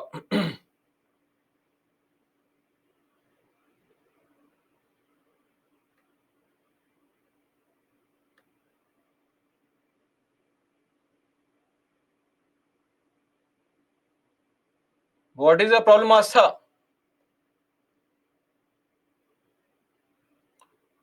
Prem Kumar, don't ask this question. 368. 368, special majority. Then Nepali, Konkani, Manipuri, Konkani, 1992. Nepali, 1992. Manipuri in 1992. Through the 71st Amendment Act, 1992. And then we have these words Bodo, these languages Bodo, Mathili, Santhali, and Dogri. So this was done in the year 2003. Bodo, Mathili, Santhali, Dogri. It is not required for the examination. I just mentioned this. Okay. Because Ankit, lot of people in our country speak Nepali. Okay. Years and all, not important. English is not mentioned here. Are we clear? English is not mentioned here because English is not an official language as per Schedule 8. Simple. Sir, yes, Hussain, what is the problem? Sir, Telugu is mentioned here. Why getting upset? Read the list properly. It's right in front of you and getting agitated. Where is Telugu? Where is Telugu? But sir, it's mentioned here. Calm down. Okay? No need to remember this list. Okay? Not required. Just remember that modifications can be done through Article 368 and originally 14, currently 22. Are we clear? Okay. Now, just a small concept, classical languages. Now, this is not mentioned in the Constitution. So please don't go and search which article. So, classical languages.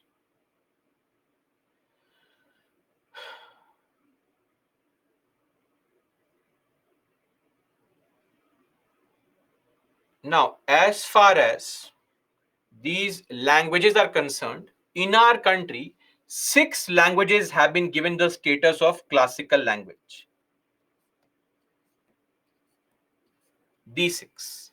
Originally Tamil, then Sanskrit, then Kannada, then Telugu, Malayalam, and Odia. And we have some demands also. There are some pending demands. like Pali and Marathi. Now you would say, sir, but why are these languages classical? Are other languages not classical? There is a criteria. A criteria is there to categorize these as classical. This is the fourfold criteria. Okay. Ancient texts, meaning these languages should have high antiquity. Antiquity, not what you are thinking of. Antiquity means something very old, obsolete, right? Very, very old. That is antiquity. So the language should be at least 1500 to 2000 years old language. Number two, there should be lot of texts available in that language. There should be lot of texts available on which studies and research can be conducted, right? Then the language must be original. It should not be borrowed from any other speech community. That is why Sanskrit is there, Hindi is not there. And evolution should have happened in the language. I'll give you a simple example. When it comes to, say, English, have you seen the Shakespeare's Victorian English? Thou, hath it, all these dangerous kind of words which you did not understand only, right? Now, the point is, the old or classical English is different from modern English. Yes or no? Now, even the Britishers don't speak like that. So the point is that the classical language should also have the criteria that there should be a difference in the original use of the language and the current use of the language. The classical form of language should be different from its modern version. Clear? Based on these criteria, the Sahitya Kala Academy will make recommendations and will tell the government, and then the government of India will give the status of classical language to these languages. Clear? Done. Now, official languages, last small topic. So, what is official language?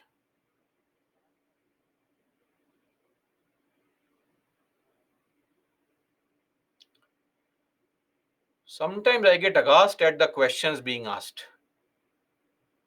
Sir, if it is not mentioned here, where it is mentioned? Executive order, sir. Executive order. Official language. I'll finish this topic and then we'll take a break. Okay? So please don't write break unnecessarily. 2 or 3 people always want a break. Now, first up, Article 343. Official language of the Union. What is that? What is the official language of Union? Hindi is the official language. Are we clear? Hindi. And the form of numerals are international form of Indian numerals. Basically like this. 1, 2, 3, 4, 5. These. But in the constitution it says that the first 15 years, that is from 1950 to 1965, first 15 years, English will be used for official purposes. English. Now, this first 15 years can be extended by the Parliament by law. So, Parliament can extend the use of English, and Parliament has done it. They passed a law called Official Languages Act 1963, and English now will be used for all official purposes indefinitely. Are we clear? Any doubt so far? Tell me. Any concern, query, doubt? So, English will be used indefinitely for all official purposes. Now, can we replace the use of English? Yes, we can. In 1967, the Official Languages Act was modified to add a clause there that when non-Hindi speaking states pass a resolution in their legislature to allow the use of Hindi and remove the use of English, only then will the use of English be stopped. Are we clear, everyone? So all the non-Hindi speaking states like Tamil Nadu, Kerala, West Bengal, Gujarat, Maharashtra, Karnataka, if they pass a resolution in their legislature, then we can stop the use of English and Hindi can become the official language in the country. Okay, uh, of course, like that's going to happen ever. Then Article 344, Commission and Committee. So basically, the idea is that the president will create a commission, experts in language from the eighth schedule. From the eighth schedule. Members will be experts who are experts in the eighth schedule languages. What is their task? Their task is to increase the use of Hindi and decrease the use of English. Now, when you give suggestions how to increase the use of Hindi, please do not give suggestions which can hamper the country's industrial growth, cultural growth, scientific growth, and it should not violate the interest of non-Hindi speaking persons. Are we clear? For example, if today the statement is given that let's do one thing from tomorrow to promote Hindi, all computer languages, C, C++, Java, Python, everything should be in Hindi only. Only Hindi everywhere. In every phone, only Hindi. Okay? Clear? That should not be the case.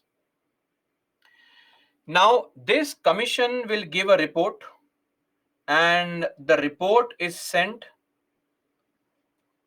to the committee comprising of 30 MPs, 20 from Lok Sabha, 10 from Rajya Sabha. And they can look into whether the report can be implemented or not. Anyway, what's the official language of your state? Hindi is the official language, or any other language that the state wants can become the official language. You have to pass a law in your state and make that language as an official language. Very simple. And always remember, if you don't make a law, the default language is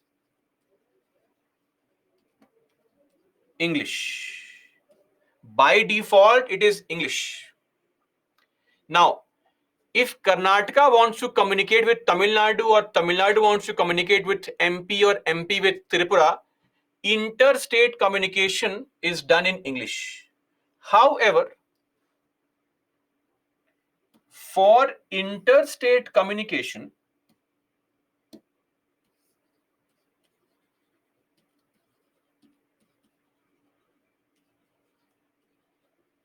Hindi can be used if states agree. Okay. Now, Article 347. We have already seen this special provision relating to the language spoken by a section of population. Do you remember this? Remember I told you that there is a state, in that state there are some people who are fans of South Korean romantic movies, and then they approach the president. Do you remember? So in that situation, the president can issue binding direction to that respective state to also make this as a part of their what? official language. Then this is Article 348, very simple and easy to understand. The language in Supreme Court, the language in High Courts, acts, bills, orders, ordinances, everything. What is the language to be used? English. Right? English. But the governor can allow the use of Hindi or the official language of the state in the High Court with the president's prior consent. This is possible. For example, in the Patna High Court, in the Allahabad High Court, etc., you will find that Hindi is used in these courts. But let me just clarify, if there is any confusion, any doubt between the meaning of some law or word in the law, the Hindi translation and the English translation, right? Any judgment, etc., the English translation is the authoritative translation. Always remember, if there is any conflict in the translation of any law, any provision, any judgment, any order, the meaning that is derived in the English translation is the correct meaning, not the Hindi one. Okay? Now we have seen this also, Article 350 capital A, that for the linguistic minority groups, their kids will have to be taught at the primary stage in the mother tongue, which will ensure the protection of the linguistic minority groups. And then 350B, Special Officer for Linguistic Minorities. This person is called the Commissioner for Linguistic Minorities.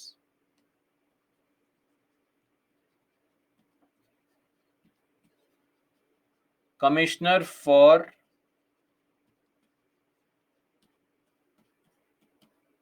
Linguistic Minorities.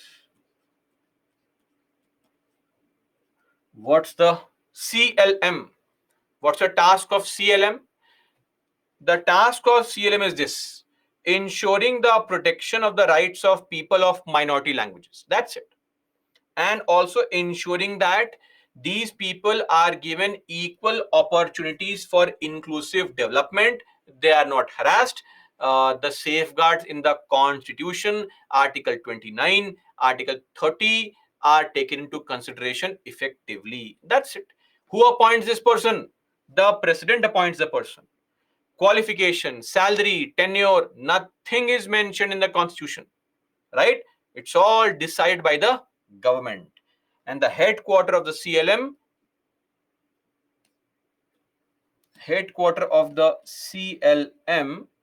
that is the Commissioner for Linguistic Minorities, is in New Delhi.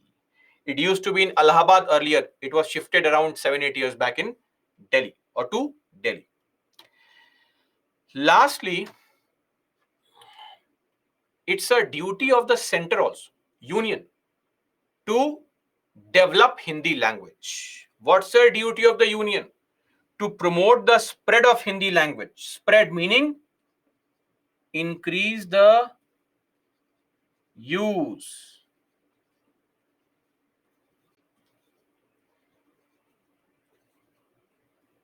More speakers increase the use of Hindi language. And also to secure its enrichment, meaning growth, increase the vocabulary,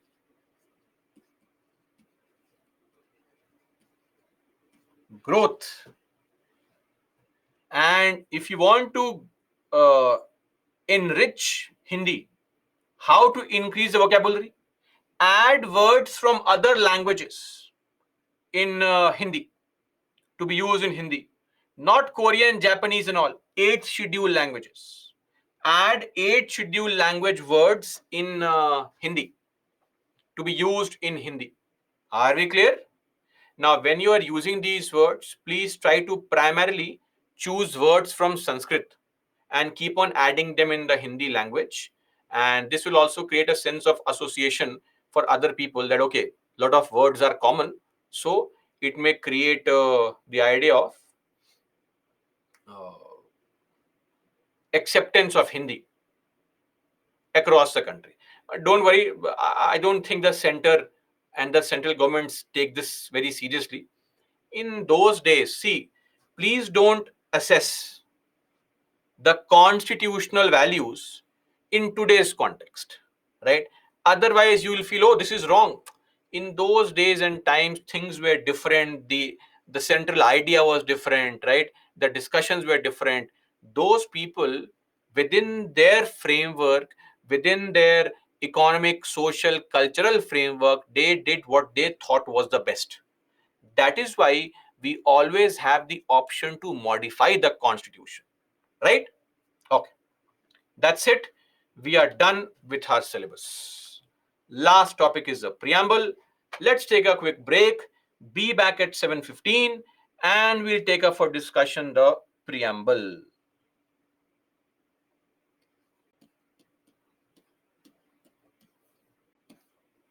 Break, please.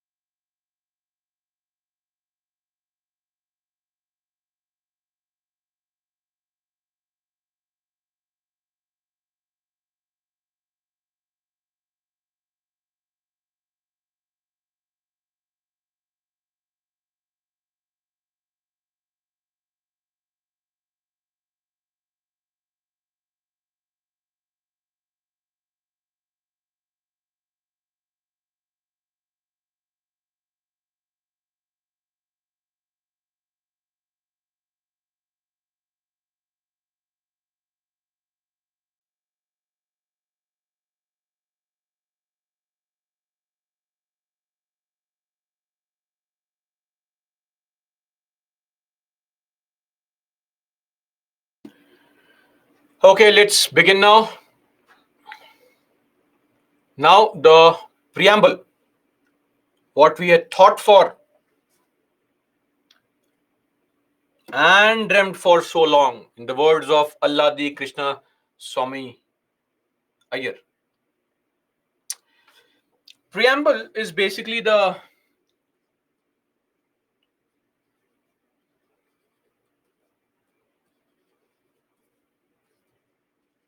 identity card of the Constitution. It is the preface, of course, the opening statement, and some people say that it is the essence of the entire Constitution, the crux of the entire Constitution, the philosophy is embedded in the preamble.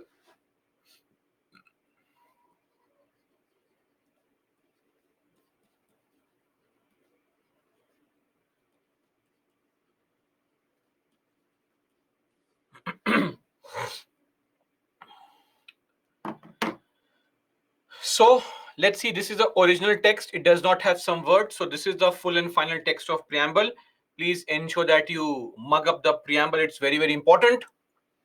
We the people of India, we the people of India, having solemnly resolved to constitute India into a sovereign, socialist, secular, democratic republic, and to secure to all the citizens what?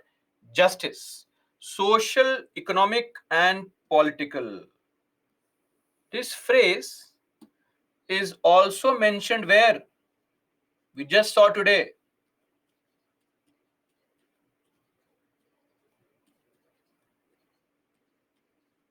in DPSP, Article 38. So, justice, then liberty, liberty of thought, liberty of expression, liberty of belief, liberty of faith, liberty of worship, equality of status, equality of opportunity, and to promote among them all. Then fraternity, assuring the dignity of the individual and the unity and integrity of the nation. These words highlighted, the three words, they were added through the 42nd Amendment Act. And in our Constituent Assembly, this 26th day of November 1949, do hereby adopt, enact, and give to ourselves this Constitution. Right? So, this is the preamble. Now, what is the purpose of the preamble? The purpose is to tell us about the nature of the Indian state. That the Indian state is going to be sovereign, it is socialist, it is secular, it is democratic, it is a republic. It also tells us the ideals, the goals of the Indian political system: justice, liberty, equality, fraternity. And it talks about the source. From where is the preamble deriving its power, its authority? From the people. Why? Because we, the people of India, have given to ourselves this constitution.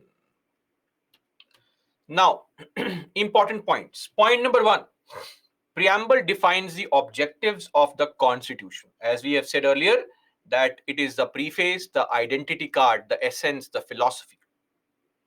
It's an integral part of the constitution. LIC case 1995, Supreme Court said that preamble is integral to the constitution. You cannot remove preamble away from the constitution. Then it is not a source of power. Mind you, preamble is just the essence. It is not a source of power, meaning what is not mentioned in the preamble cannot be obtained through courts, or what is not, or what is mentioned in the preamble, if it is not mentioned in the other parts of the constitution, you can't claim all that. Clear? The idea is that the preamble solely should not be used to interpret the constitution. Preamble should be read with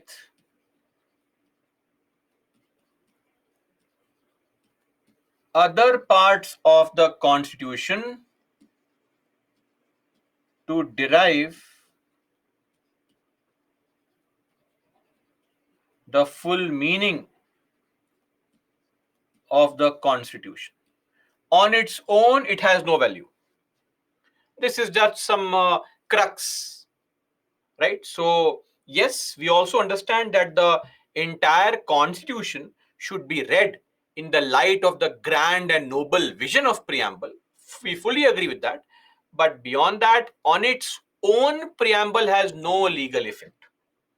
Yes, preamble contains basic structure. Words like sovereign, secular, etc. are part of basic structure. And preamble is amendable. Supreme Court in the Keshwanan Bharati case has said that preamble is amendable. We have amended it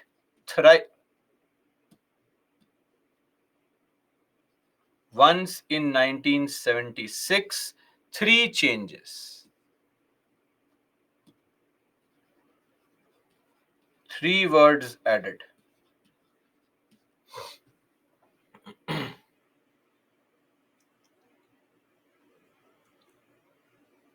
Okay.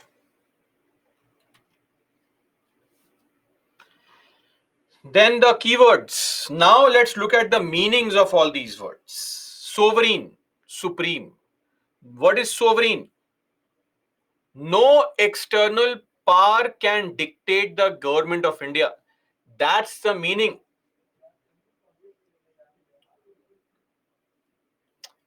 Uh,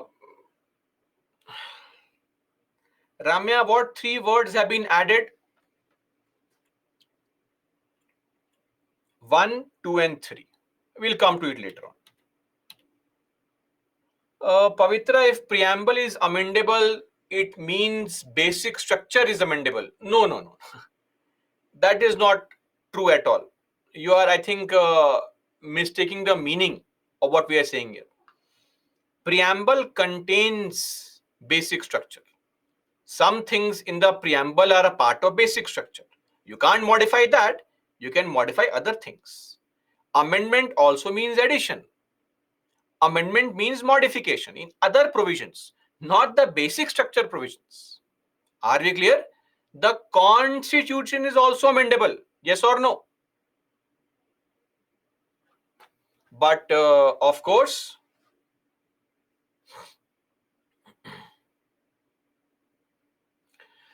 Dvapayan.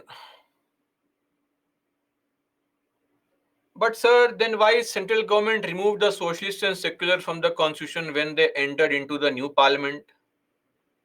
Sir, I cannot respond to all these WhatsApp forwards, sir. Please, if you are following some left-winger news channel, that is what they will show. Half-baked knowledge. Words like secular, words like socialist, they were not a part originally. If today I give you the original copy of the constitution, don't start crying that the words are not there, because that was not there originally. Please don't fall prey to all these myths and all.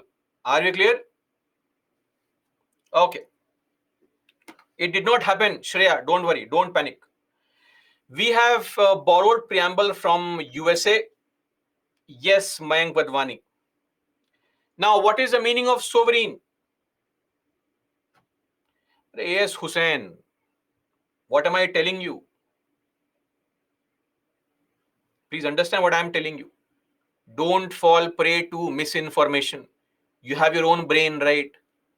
When you read something, try to also do a bit of research on that. See what is the original objective. See for words, alleged, allegations, etc.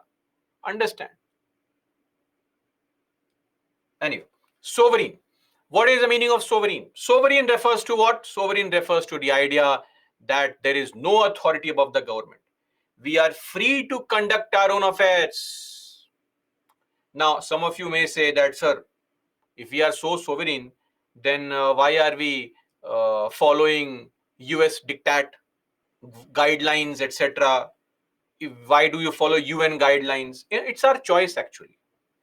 The point is, it's our choice. See, let's say a friend of yours says that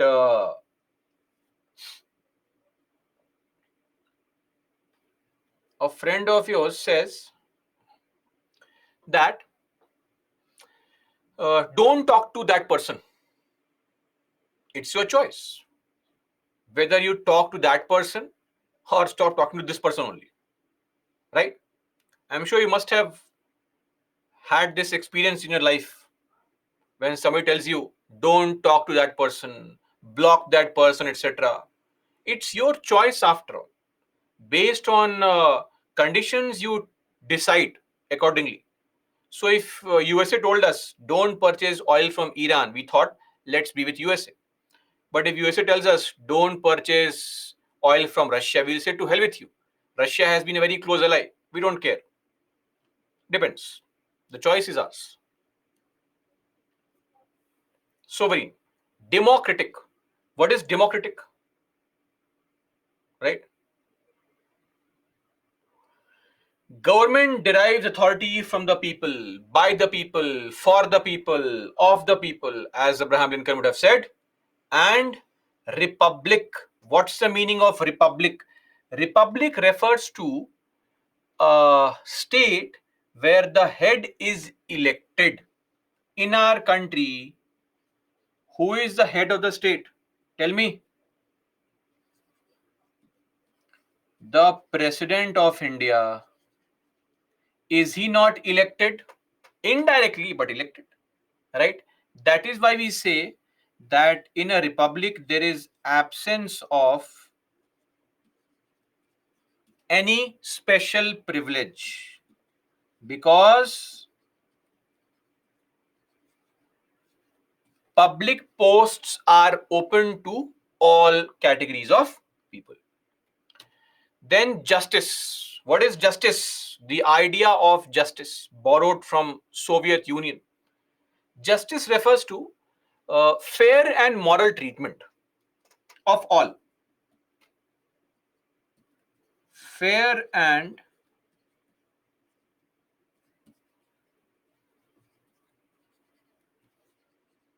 moral treatment for all. This is what is justice. Giving everyone his or her due. Progress of society as a whole. Righteousness, equity, uprightness, vindication of right, equity. This is what is called justice. So we have social justice, non-discrimination, Articles 14 to 18. We have economic justice, Article 39 B and C, DPSPs in general.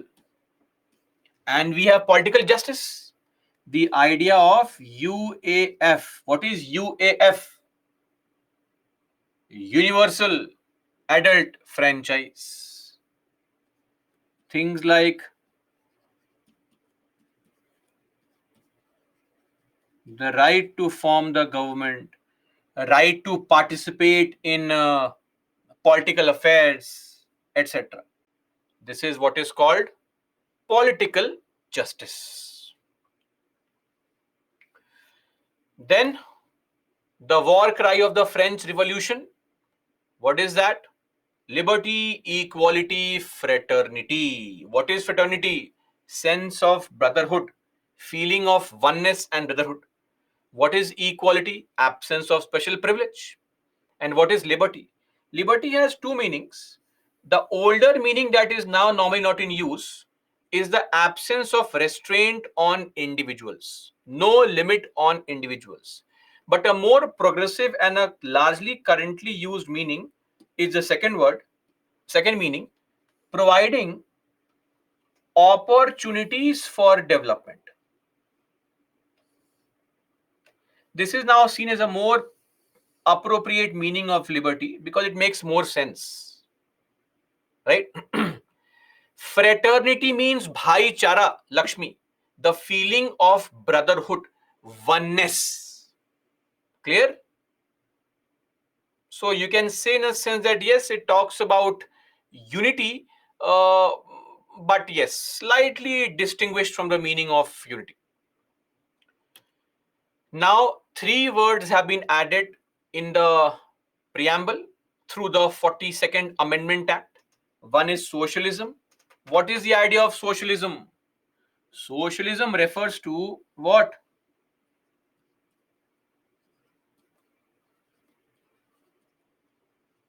State control over national resources.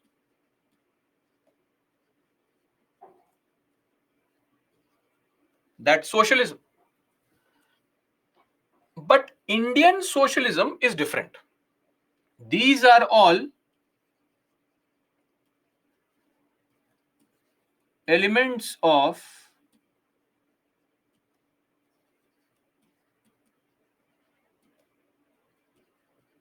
Indian socialism. Mixed economy. So in our country, we believe that yes, government should control, but not everything. So we are open to private entities also. But yes, the important things are controlled by the government. Then our socialism is democratic in nature. Why? Government controls important things. Who controls the government? The people in a democracy. So democratic socialism. This is the idea of welfare. What is welfare? When socialism is married to democracy, we get a welfare state. The economic and social well-being of its people are protected and promoted. Then in most of these socialist countries, communist countries, etc., see, communist countries hate class. That's their problem. They don't like class. They want equality. So what is their idea? The idea is that we have all the resources. Take all the resources of the country and give it to state to handle. Now state will redistribute all the resources equally amongst everybody. And once the task is done, then remove the state. You get a stateless, a classless, equal society where people govern themselves. Such a nice emotional idea. People governing themselves. Be practical.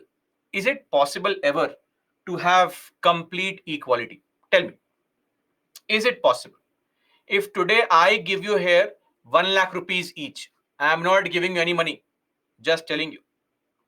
After 1 year, if we all meet, do you think you all will have the same 1 lakh rupees? Of course not. So we want to ensure that there are equal opportunities. We cannot create equality of outcome. That is not, no, we can't even strive for it. That's my point. You cannot strive for equality of outcome. It is not possible to obtain equality of outcome. Equality of opportunity is what we want, right? Outcome has to depend on your contribution and other factors. Various variables are involved, right? Yes, it is just utopia, and that is why socialism is actually a failed concept.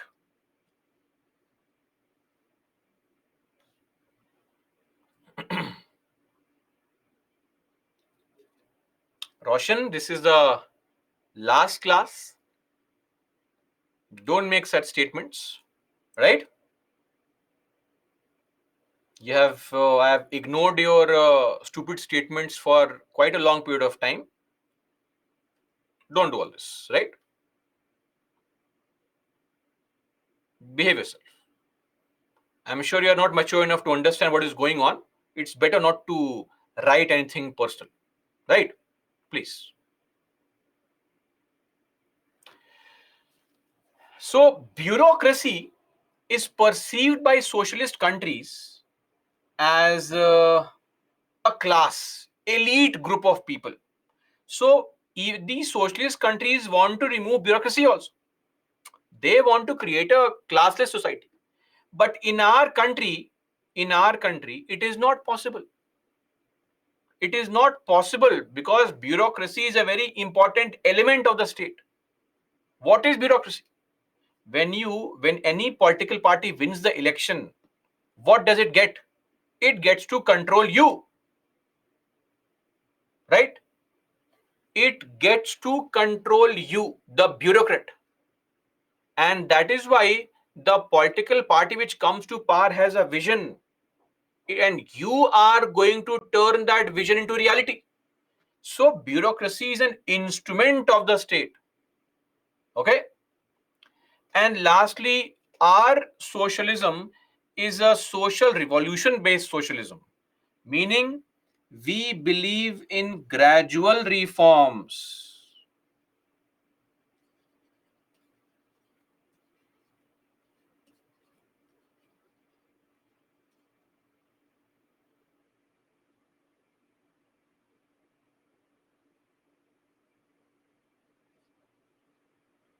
Okay, gradual reforms. Ramya, Russia followed, they are trying to, but I'm sure you are aware how equal the society is, and the state is yet to be removed. Yes, Anupali, what is the concern? Anyway, now Supreme Court in one DS Nakara case has said that the idea of socialism is what?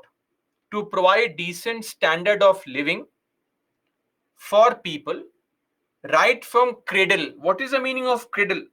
Baby's bed is called cradle. Palna. The baby's bed is called the cradle, and grave, your deathbed. Right from the time you are born till you die. Okay, the state should ensure economic security, decent standard of living for its people. That is what is socialism in the eyes of the Supreme Court.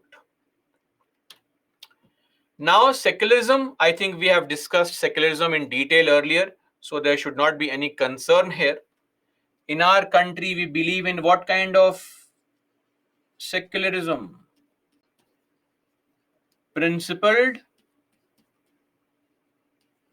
distance or principled intervention.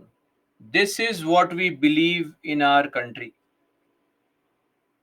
Based on certain principles, we can keep a safe distance and we can interfere also to provide for what? Tell me. To provide for social welfare and reform. So, freedom to all the religions. No religion is state religion, and all religions have the same status and support. And this is what Justice A. Mehmadi had said in the S.R. Bommai case when he was asked, "Sir, please define secularism." He said it is not possible to define it. It's best left undefined. Yes, Ananya, you can use these words in your answers. If you can remember, that will be great. Lastly, integrity. Integrity here means putting an end to the separatist tendencies. So, people who want to part ways with India, we have to put our foot down and end all these tendencies. Right? So, this is what is the idea of integrity. Pooja, we have discussed secularism on Sunday. I hope you attended the lecture. Negative means no interference, Western concept. Positive means interference based on principles. Okay?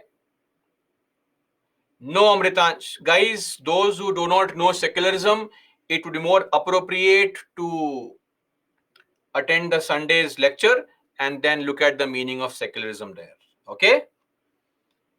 Because we have to relate it to Article 25 also, where under Article 25, Clause 2, Subclause B, the state can interfere in your personal laws to provide for welfare and reform. This is the idea of Indian secularism, where there is no strict separation. The state can interfere in your personal practices and can remove it. Clear? Okay. So this is integrity. Now, a question that you can ask here is: why did we add secularism, socialism? Was India not secular or socialist? See, these words were added for political reasons. I am not saying this. Subhash Kashyap makes all these allegations. Why will I? So, Subhash Kashyap says that the word socialist was added to send a message politically, a message to the poor people that Indira Gandhi politically stood for the right of poor, Garibi Hatao. And the word secular was added to, of course, no, allay the fears in the minds of minorities in the context of birth control, because during the emergency period, forced vasectomies were happening, birth control measures from the government side. And there was this rumor that the vasectomies are being done to target the Muslim population. That is why, to remove all these fears, the word social secular was added. And as far as integrity was concerned, it was just added to ensure that it went in line with Indira Gandhi's statement that I had to impose emergency because there are a lot of these people in our country who are trying to move out of India, create a separate nation. So we have to ensure that these tendencies to part way or seed out of India is put down. Hence, India is a union of states, an indestructible union. That is why. That's it. Solve some questions quickly.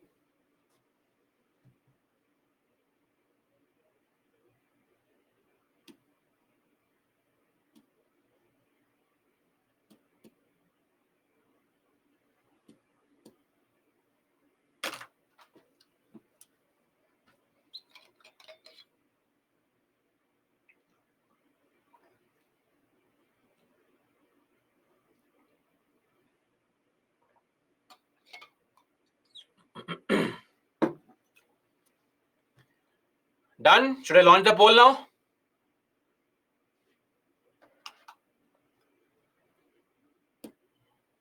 Mark your answer.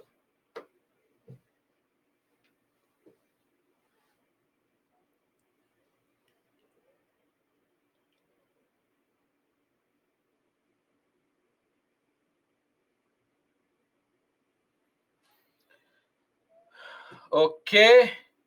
So, see, the preamble to the Constitution of India is not a part is wrong, is a part and has same legal effect.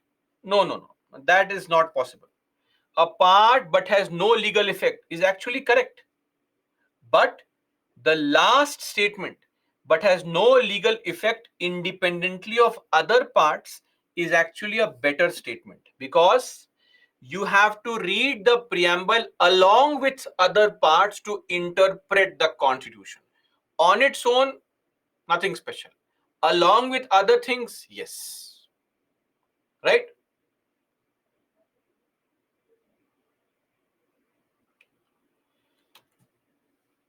One more question, please.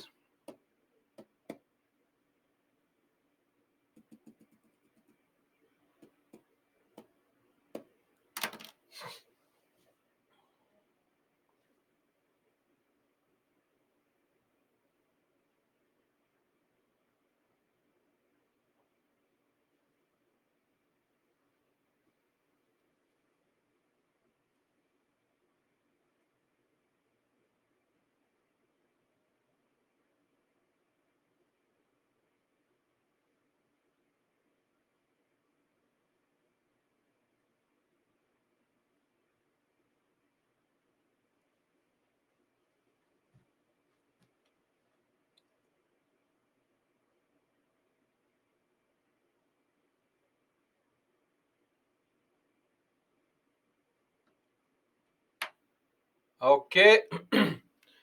So, which of the following factors constitutes the best safeguard for liberty? Centralization of power, not possible. Committed judiciary is a negative concept, not possible. Remember this word, committed judiciary? We discussed this under ADM Jabalpur case, emergency. Elected government.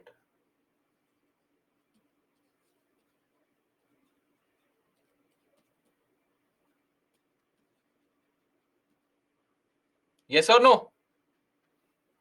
Elected government, does it always guarantee liberty? Tell me. There is no guarantee of liberty. We have had elected government in 1975 also in our country. This is also no guarantee of liberty. Separation of powers. What is the purpose of separation of power? To ensure checks and balances. Right? So that is why we need every organ to be kept in check. There should be separation of powers. D is the right answer.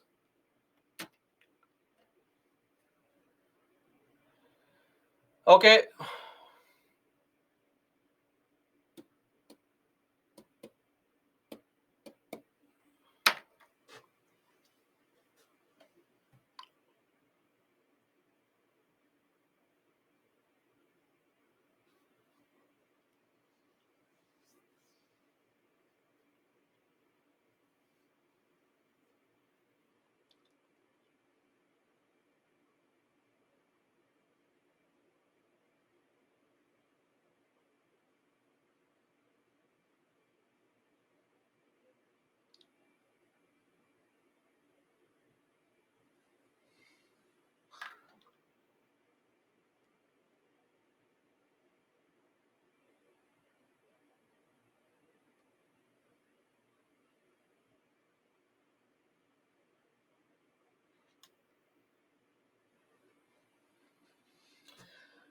Of course, which of the following would you accept as a most appropriate definition? So, see, these two are not definitions of liberty, but B and D. So, tell me, absence of restraint, is it a very appropriate definition of liberty? Don't we have restrictions on people? If there is no limit on you, that means unfettered freedom. That's not possible. I just explained liberty has two meanings. Absence of limitations would not be a very appropriate thing to understand, especially in modern context. That is why the opportunity of growth, avenues for development is what is seen as true liberty. Clear? So D is the answer. One more question.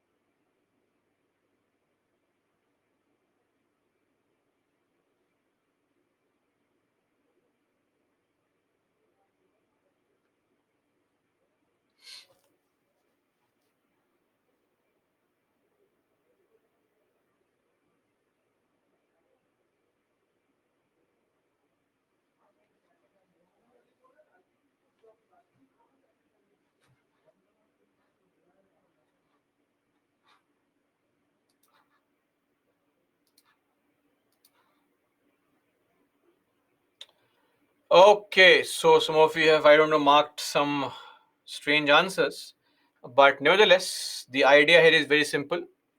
In 1950, we did not have the words socialist and secular. Sovereign democratic republic. D is the right answer.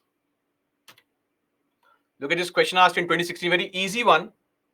Discuss each adjective attached to the word republic in the preamble. Are they defendable in the present circumstances? So, what are the words attached to the word republic? Sovereign, socialist, secular, democratic. And explain them, give examples. Simple. Simple, straightforward. Right? Easy question to write. I'll remind you once again, all these PYQs are recorded and are available in your tablets. Please take time out to watch the recordings and then write answers. I don't think that this question has been asked. Why to practice? That is the whole point of practice. We are done with the Indian Constitution. Now, just to summarize, framing of the Constitution. I mean, watch it anywhere you want. Log into the Byju's application and watch it, sir. Okay. Nancy, defendable. Can we defend them? Do you think that sovereignty exists in the country, with the country? Do you think we are still secular? We are still socialist, etc.? Defendable, not dependable. Framing of the Constitution. Just to summarize very quickly how this rule book was framed. So this is Dr. Ambedkar. Okay, always in an angry mode only. Rarely smiled. Now, this is the internal structure of British India. So the areas in I don't know, peach or salmon pink, whatever you want to say, those are the princely states. Okay, princely states. And the areas in yellow are British Indian provinces where we had the provincial governments. Right? So this was the situation. Now, we firstly formed a constituent assembly. This body was formed to create a constitution. So originally the strength of this entire assembly was 389. Later on, after partition, it became 299. Anyway, Muslim League had boycotted participation in the assembly. That is for your history classes. Chairman was Sachidanand Sinha on the very first day. That is on the 9th of December 1946. Sachidanand Sinha became the chairman of the Constituent Assembly, but then like a speaker pro tem, and then Rajendra Prasad was chosen as the chairman of the assembly on that day, and from 11th of December he took the mantle as the chairperson of the Constituent Assembly. Deputy chairperson H.C. Mukherjee, V.T. Krishnamachari. Advisor to the assembly, CA, was Sir Benegal Narsingh Rao. He had immense contribution, traveling far and wide, reading multiple books, etc., giving a lot of suggestions. And then chief draftsman was S.N. Mukherjee. Who is the chief draftsman? So basically, the Constituent Assembly together, let's say they said, we want the protection of life and liberty. Done. This is the idea we have to add in the Constitution. But how to write those words? What choice of words? That no one shall be deprived of their life or personal liberty, save as in procedure established by law, notwithstanding. All these words that you see in the Constitution have been written by S.N. Mukherjee and his team. And I would like to personally always thank S.N. Mukherjee and his team to make the Constitution very complicated. So I get this work to teach, explain the Constitution, and you have to come and study the Constitution. So I'm always obliged that they have made this very complicated. Great thanks, heartfelt thanks. Anyway, now how was this rule book formed? Very simple, right? So what happened was, out of these, now this is a very big rule book. So there were multiple committees formed, multiple committees on various topics. Committees. 20 plus committees were formed. And these committees had members from the assembly only. They were told, listen, you 10 people, prepare some provisions on rights, prepare some provision on unions power, prepare some provision on judiciary, prepare some provision on elections, etc. And these committees prepared their own recommendations of what they felt should be a part of the constitution on a topic that was given to them. So these committees then gave their recommendations or other reports on the topics that they were given to prepare reports on. The reports were submitted to Sir B.N. Rao. B.N. Rao integrated, dovetailed all the reports into one rough draft and then gave it to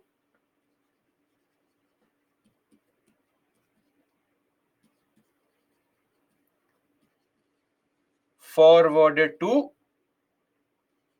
the drafting committee, which was chaired by Dr. Ambedkar.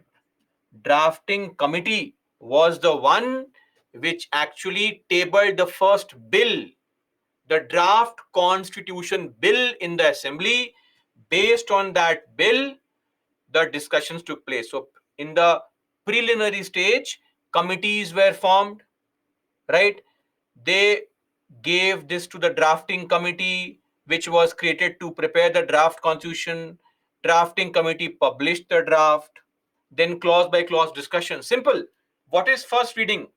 First reading means introduction. Second reading is discussion. And third reading is, we all know, voting. Remember passage of bills, first, second, third. Here also. You should remember a couple of information. Number one, there were certain committees which were chaired by three important people: Nehru, Patel, and Dr. Prasad. I would request you to remember these three, these not three, these seven committees which were chaired by these three people. Important. And of course, we had a drafting committee also with the following members. Finally, after the passage, we adopted the Constitution on this date, which is also known as the Constitution Day. So, this 26th of November is now celebrated as Constitution Day. And we commenced the Constitution on the 26th of January 1950. Though few articles, around 5% articles came into force on this date, but all other articles and the full constitution began on the 26th of January 1950. We gave to ourselves this constitution. Done. Solve this question. Came in prelims this year only. Read. I'll launch the poll later on.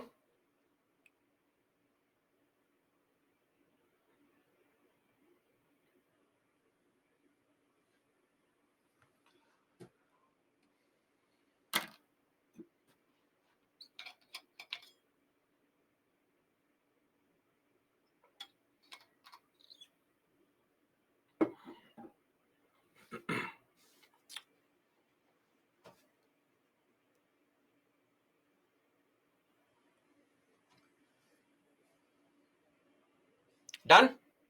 Should I launch the poll now? Okay. Poll launched. Mark your answer, please.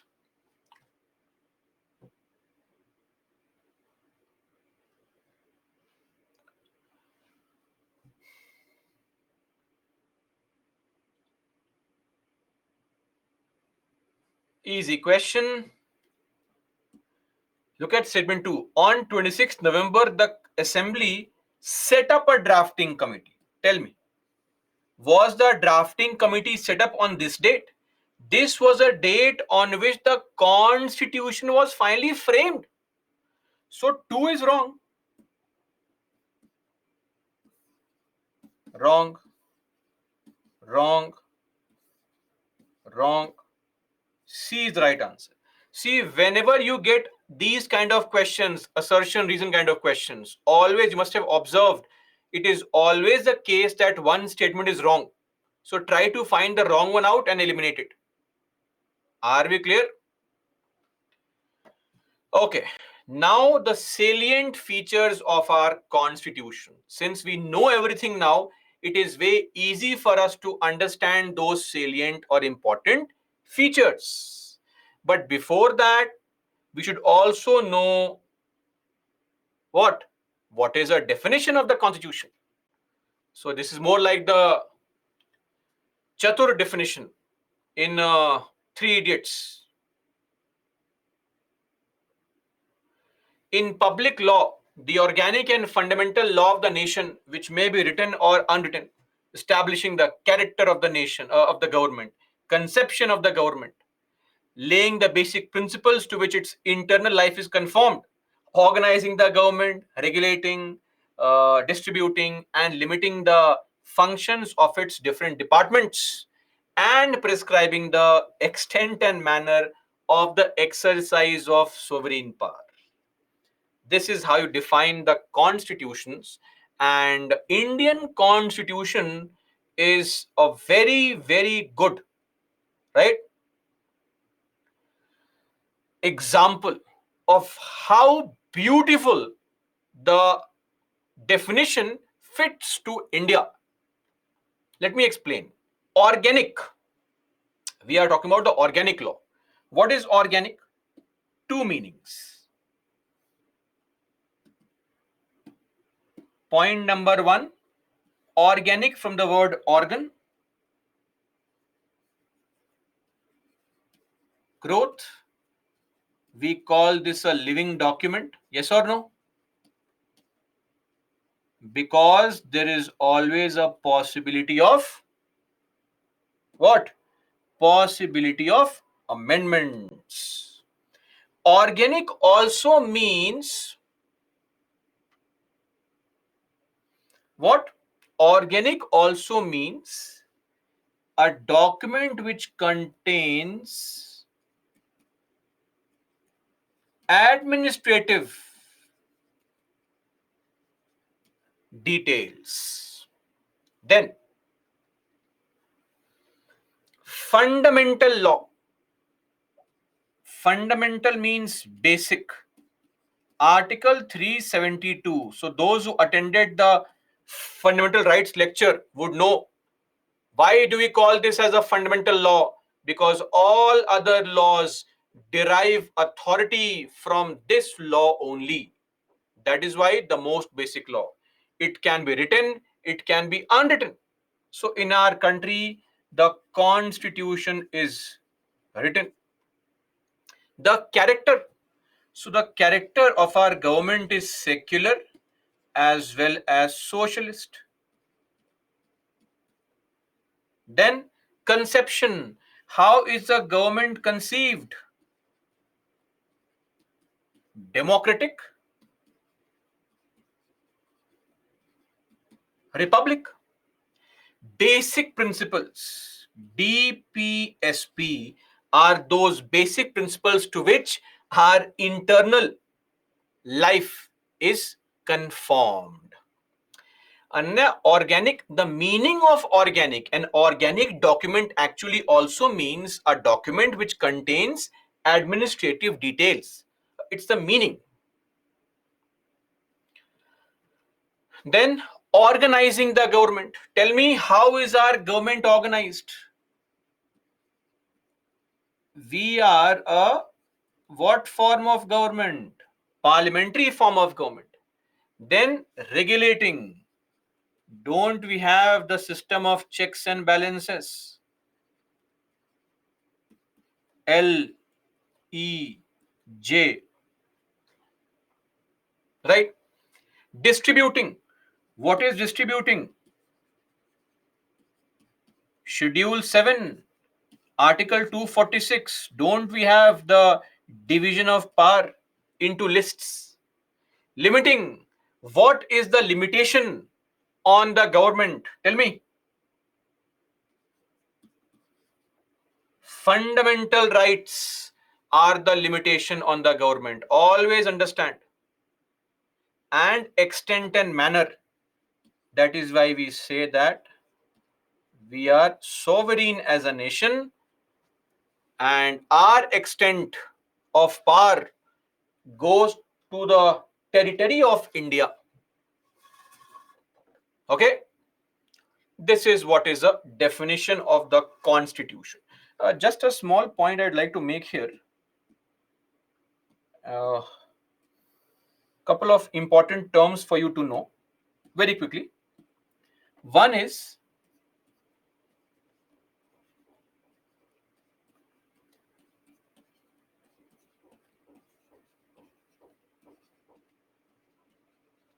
constitutionalism.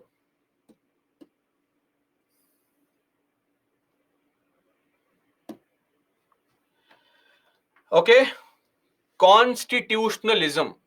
Amendments are also limitations. No, Pavitra. We cannot assume anything.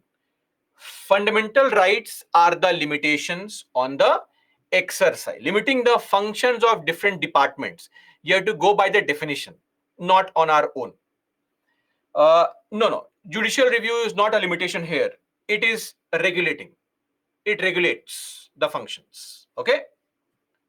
A regulation. It's here, mentioned here. Extent and manner. See, we are sovereign, and the extent is that India's sovereign power lies in the entire territory of India. Remember, the territory of India, which means what? The states, the UTs, and any future acquisition.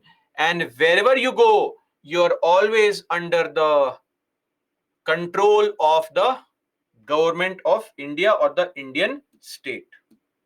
Anyway, what is constitutionalism? A very important word, constitutionalism. To cut a long story short, it simply means limitations on the government. Simple.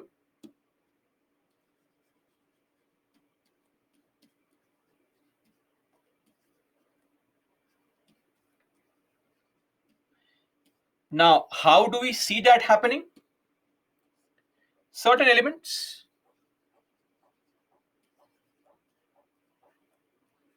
like rule of law, like separation of powers,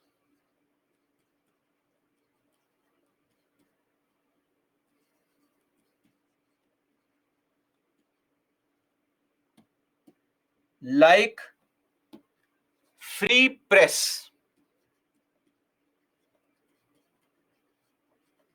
and of course, temporary government. Is the government not temporary? We have periodic elections. That is why ultimately everybody is bound by the rule book. So we say bound or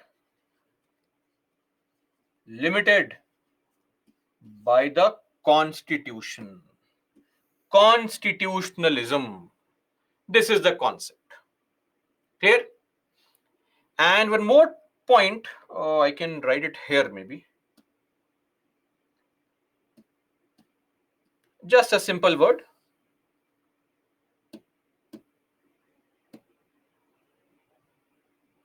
That word is called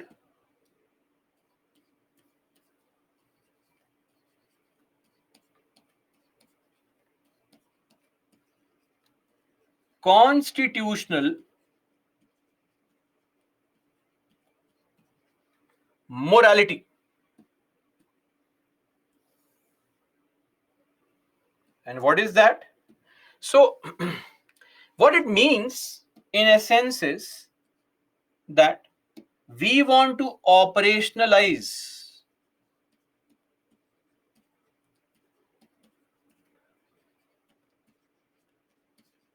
the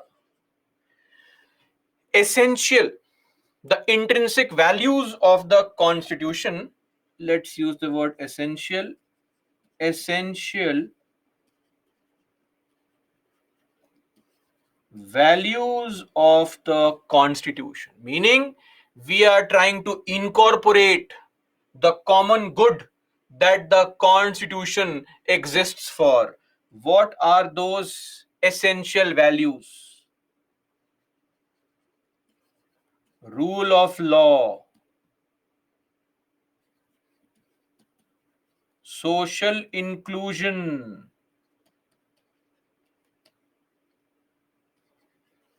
the idea of welfare,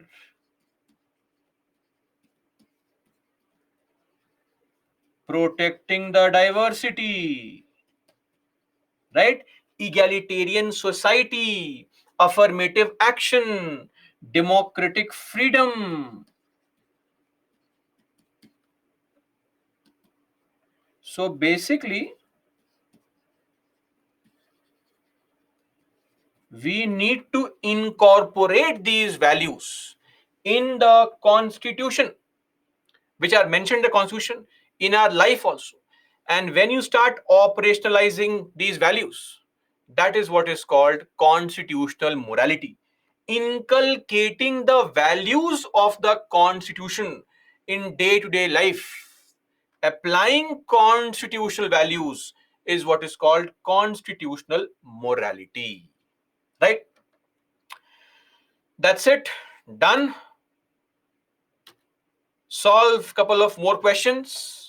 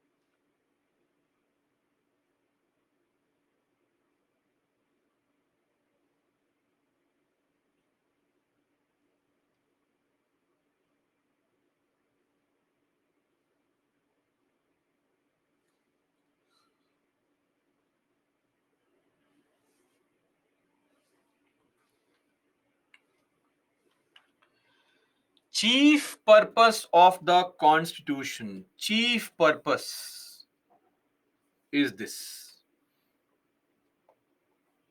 Okay, limiting and defining the powers of government. Then come other things. Okay, then come the idea of securing justice, creating political offices, determining the objectives. All these are there, but this is the chief purpose. One more question, and that will be the last question from polity.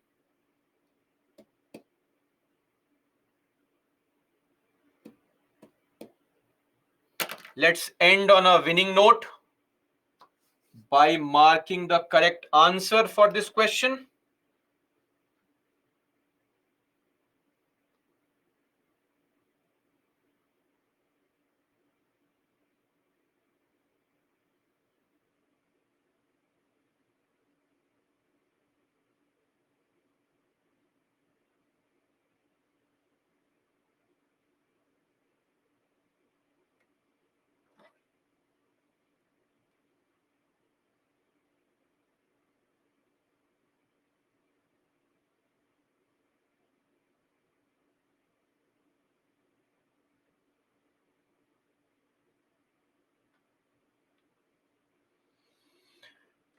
Okay, a constitutional government is, of course, a government limited by the terms of the constitution. It could be federal or unitary, like France is a unitary government, right? So, other things may not be appropriate, but D is the correct answer, right? We are done. Let me just finish the salient features. It's the lengthiest written constitution, of course, right? It has got more than 1 lakh, 1.2 lakh words in the Indian constitution. Guys, some of you want to see the leaderboard while I'm telling something clearly. Let me move out of this. Pooja Babu, Nancy, Rakesh, Anita, Yuvraj, Hasnoor, Lakshmi, Somu, Vani, Harshita, Sushanta, Miss Priyanka, Satyendra, Ankita, Tehseen, and Harsh Batan with 160. 16 people, toppers for the day. And then we have other people like Siva, Nikhil, Girish, Anchal, Rani, etc. Okay, done with leaderboard. Should we proceed now? Focus. It is more flexible than rigid. Of course, most parts can be changed with a simple majority. It guarantees social, economic, and political justice. It's a federal system with a unitary bias, centralizing tendency. It's a parliamentary system with an elected head, which is a republic, right? Now, I hope you know all these things. I am teaching nothing new. Do you remember somebody like Pavitra has asked this again? More flexible. What is flexible? What is rigid? Guys, are you aware of what this was? Remember center state relations, federalism, the topic. Most parts of the constitution are amendable by a simple majority. Some parts require 368, and even amongst them, some very specific parts require states' ratification. Then we have VK Kush, the fourth point. Okay, so I have to explain everything again. Oh, great. So, a federal system with a unitary bias. Don't we have a centralizing tendency, quasi judicial, right? Federation sui generis. Are we clear now, VK Kush? Okay. Should I explain this also, parliamentary system? I thought the last day would be you telling me, yes, we know. But sadly, some things are beyond my control, like your revision. Then justiciable and non-justiciable rights. This is fundamental rights. What is this here? What is this here? Tell me what to write. Very good. DPSPs. Excellent. Then emergency provisions. Of course, we have that also. How can you forget emergency provisions? Then secular polity. So what is polity? Polity is form of government, first class only. Secular form of government. We have UAF, Universal Adult Franchise. We have an integrated yet independent judiciary. We have a three-tier government structure now: the central, the state, and the local. And the constitution acts as the intermediary between parliamentary and judicial supremacy. Did you observe during rights chapters that the parliament and judiciary would keep on fighting, but ultimately everybody tries to justify their action on the touchstone of the constitution, because this is supreme. That is why the government, the officers, the judiciary, they all are saying we are following the constitution as per the constitution. And of course, it is drawn from various sources. We have taken inspiration. Lot of people do think that it is just a borrowed constitution, right? That may be a case if you are using it as an allegation. Not really. Ambedkar faced the same allegation that what is this borrowed constitution? K. Hanumanthaya said that I don't, when I read this book, I hear the English drums playing, not the Indian veena playing in my mind. Vibe check is not happening, right? Ambedkar responded and said that, see, in the given time frame, we have given to the people of the country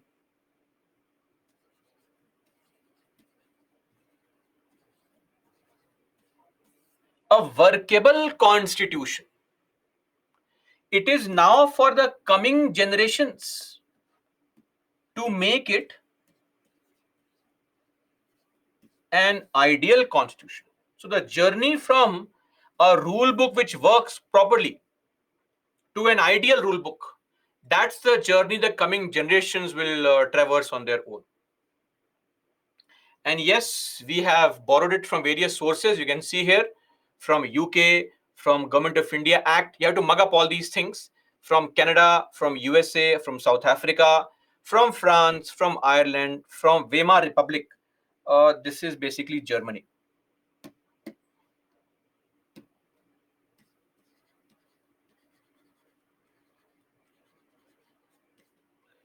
Then Australia, Soviet Union, Japan. Yes, you have to mug up all these things, important. And that is all as far as polity and constitution is concerned. That is all for me. Jai Hind. And now, before I end my discussion, just two or three things. First up, on Saturday from 8 to 11:30, we are going to, USSR is Russia, modern Russia, and some other countries which are neighboring countries. Firstly, from 8 to 11:30, we are going to have a doubt session for polity. So there I'll address your doubts. Please send all the doubts you have to IS classes. Clear? IS classes. And there, uh, in the subject, write polity doubts. Attend the class and we'll discuss all those doubts. Right? This would mean that it's a doubt class. So genuine doubts. And any kind of doubt is okay. Doubt with respect to preparation, etc. Everything is fully justified. Now, uh, before we end, couple of things. Point one, the issue pertaining to Lakshmikant. So, firstly, I believe, now everybody would believe the same thing. So, I also believe the same thing, that the PPTs are sufficient. But if somebody wants to study Lakshmikant, that no, I have to because I need a book to study. So, in the 6th edition, what you can do,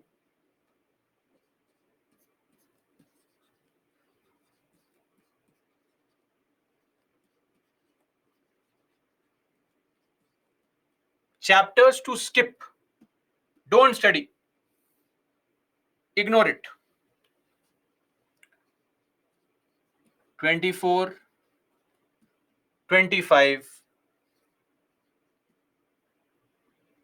62,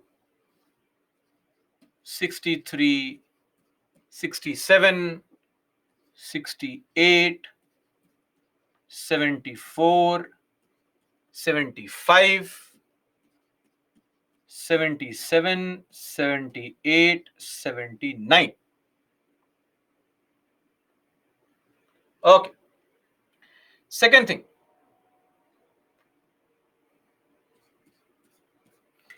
now some chapters of Lakshmikant will be covered under governance.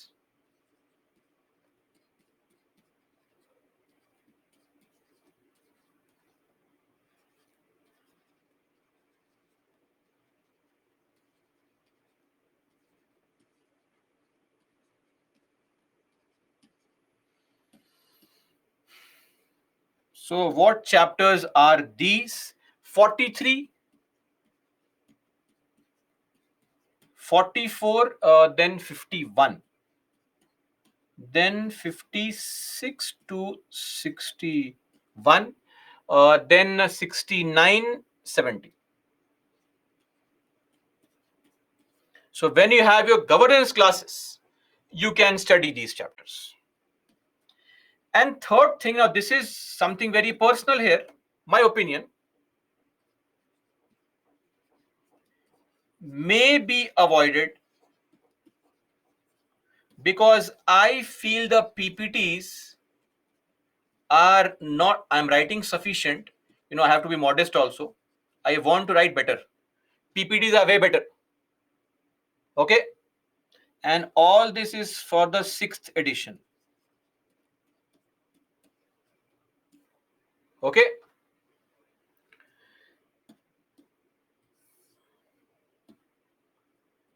So chapter 2, chapters 5 to 11, chapter 26, then chapter 31 to 42, 47, 48, 49, 50, then 62, 63, then 65 also, 68 also, then 71, 72, and 76. Okay, so these chapters can be avoided from Lakshmikant because I feel that the PPTs are sufficient and in fact better, right? But just to sound modest, I am saying better. Are we clear? Everyone so far? No doubts in understanding this slide? I hope. Now, see, I'll take up your queries and concerns that may arise as far as your preparation is concerned on Saturday. But a couple of things from my side. So don't worry.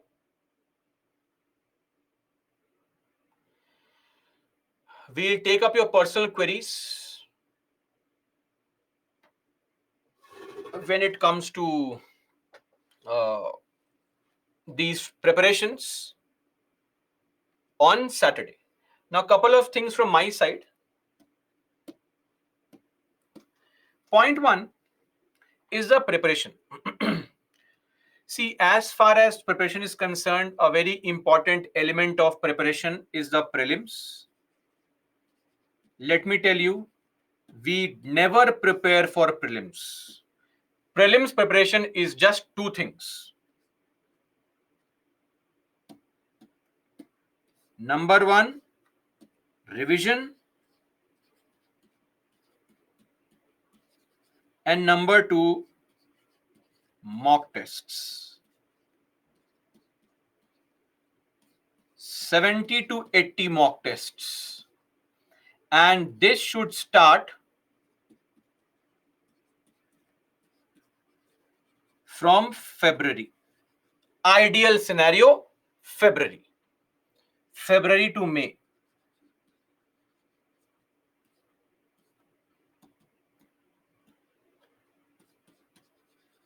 Till the exam. Please don't prepare for prelims before that. It just wastes time. So February of the exam year. Clear? One thing. Then second. Now what you do is you prepare for mains. That is the case. We always prepare for mains from day one. Okay? From day one. So it's all about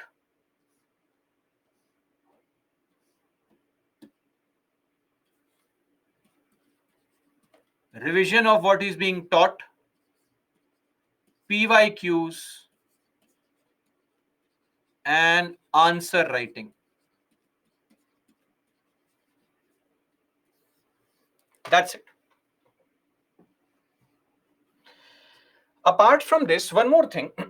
Please understand, specifically for polity, if you simply follow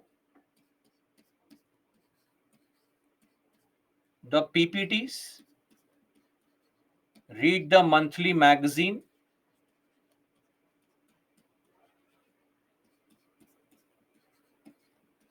read the Yojana Kurukshetra gist,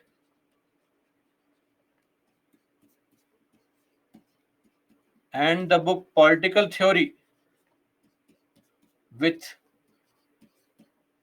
PYQs and practice tests. Nothing else is required. Of course, we have to constantly read editorials to improve our answers. That's it, right? That is it. Every other aspect has been explained at some point of time. And also, this examination is going to be a long one, right? A very, very long one.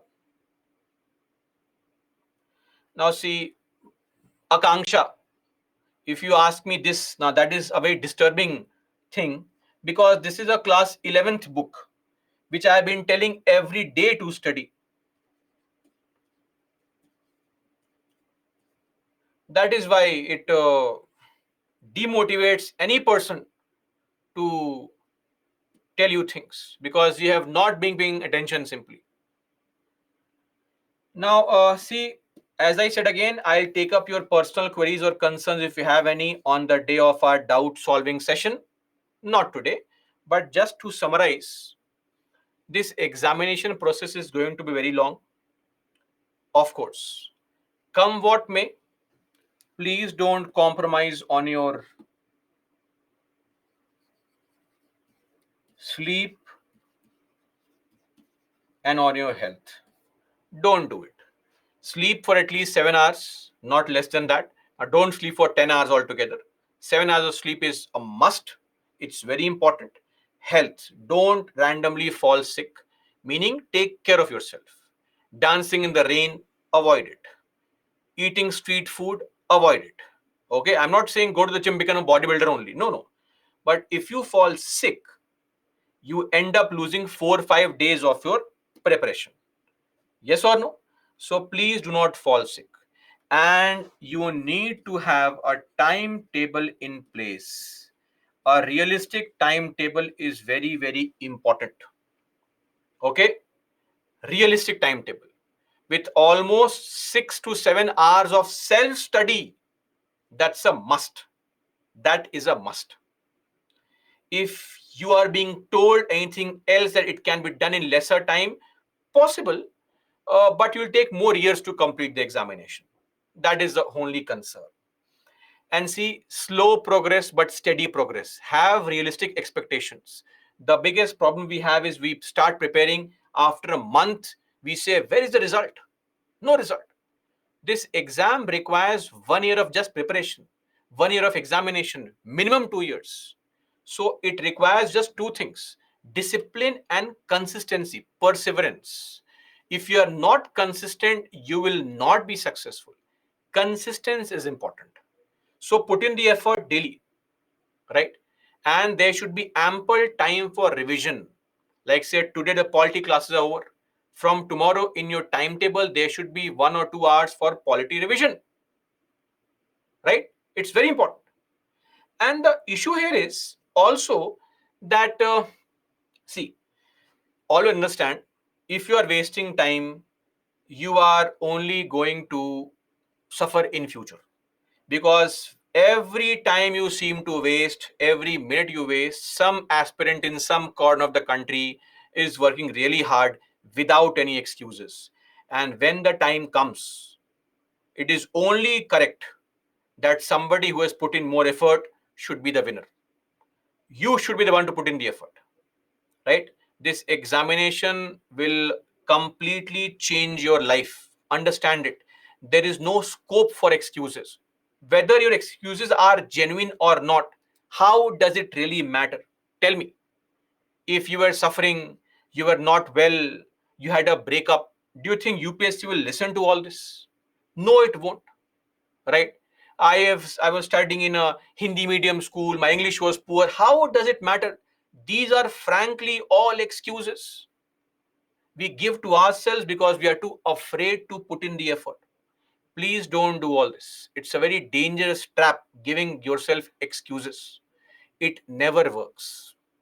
We always end up, you know, getting trapped, because if we try to give ourselves excuses, this only ends up doing what? This only ends up creating a situation where largely, after spending 3, 4, 5 years of our crucial life, we end up with nothing. That is why it is important to put in all the effort in one go, right? And a lot of people talk about constantly motivation. Let me tell you something about motivation. This is the biggest myth that is being given to us: motivation. There's nothing called motivation.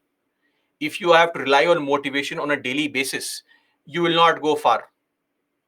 Success is a performance of few small daily disciplines that stack up over time to produce achievements far beyond anything you could have ever planned for. That is why, forget inspiration. Habit is more dependable. Make studying a part of your habit, right? Habit will sustain you. Whether you are inspired and motivated or not, it does not matter. Habit will help you finish and polish your stories. Inspiration will not. Okay? Habit is persistence in practice. This is what is required.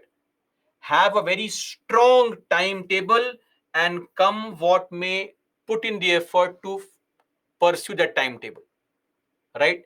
When you start studying on a daily basis, ultimately what happens is that it becomes a part and parcel of your daily life. It's like brushing your teeth. It's like, surfing your phone.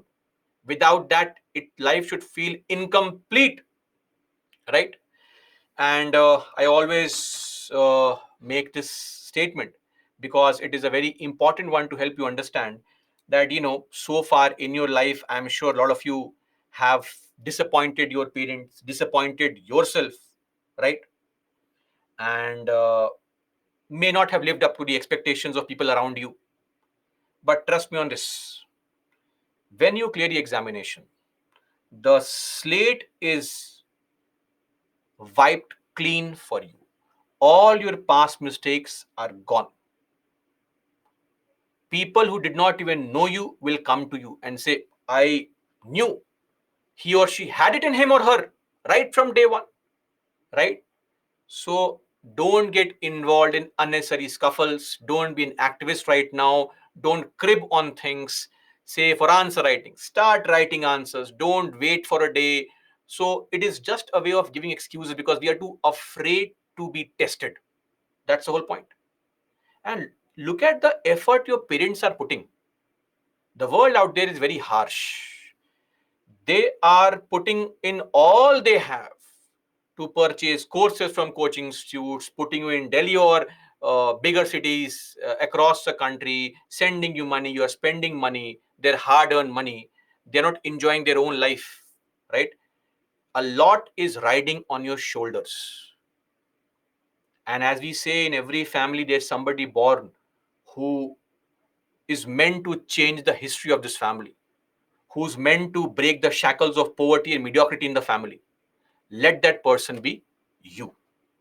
Okay, that is all for me, guys. Jai Hind.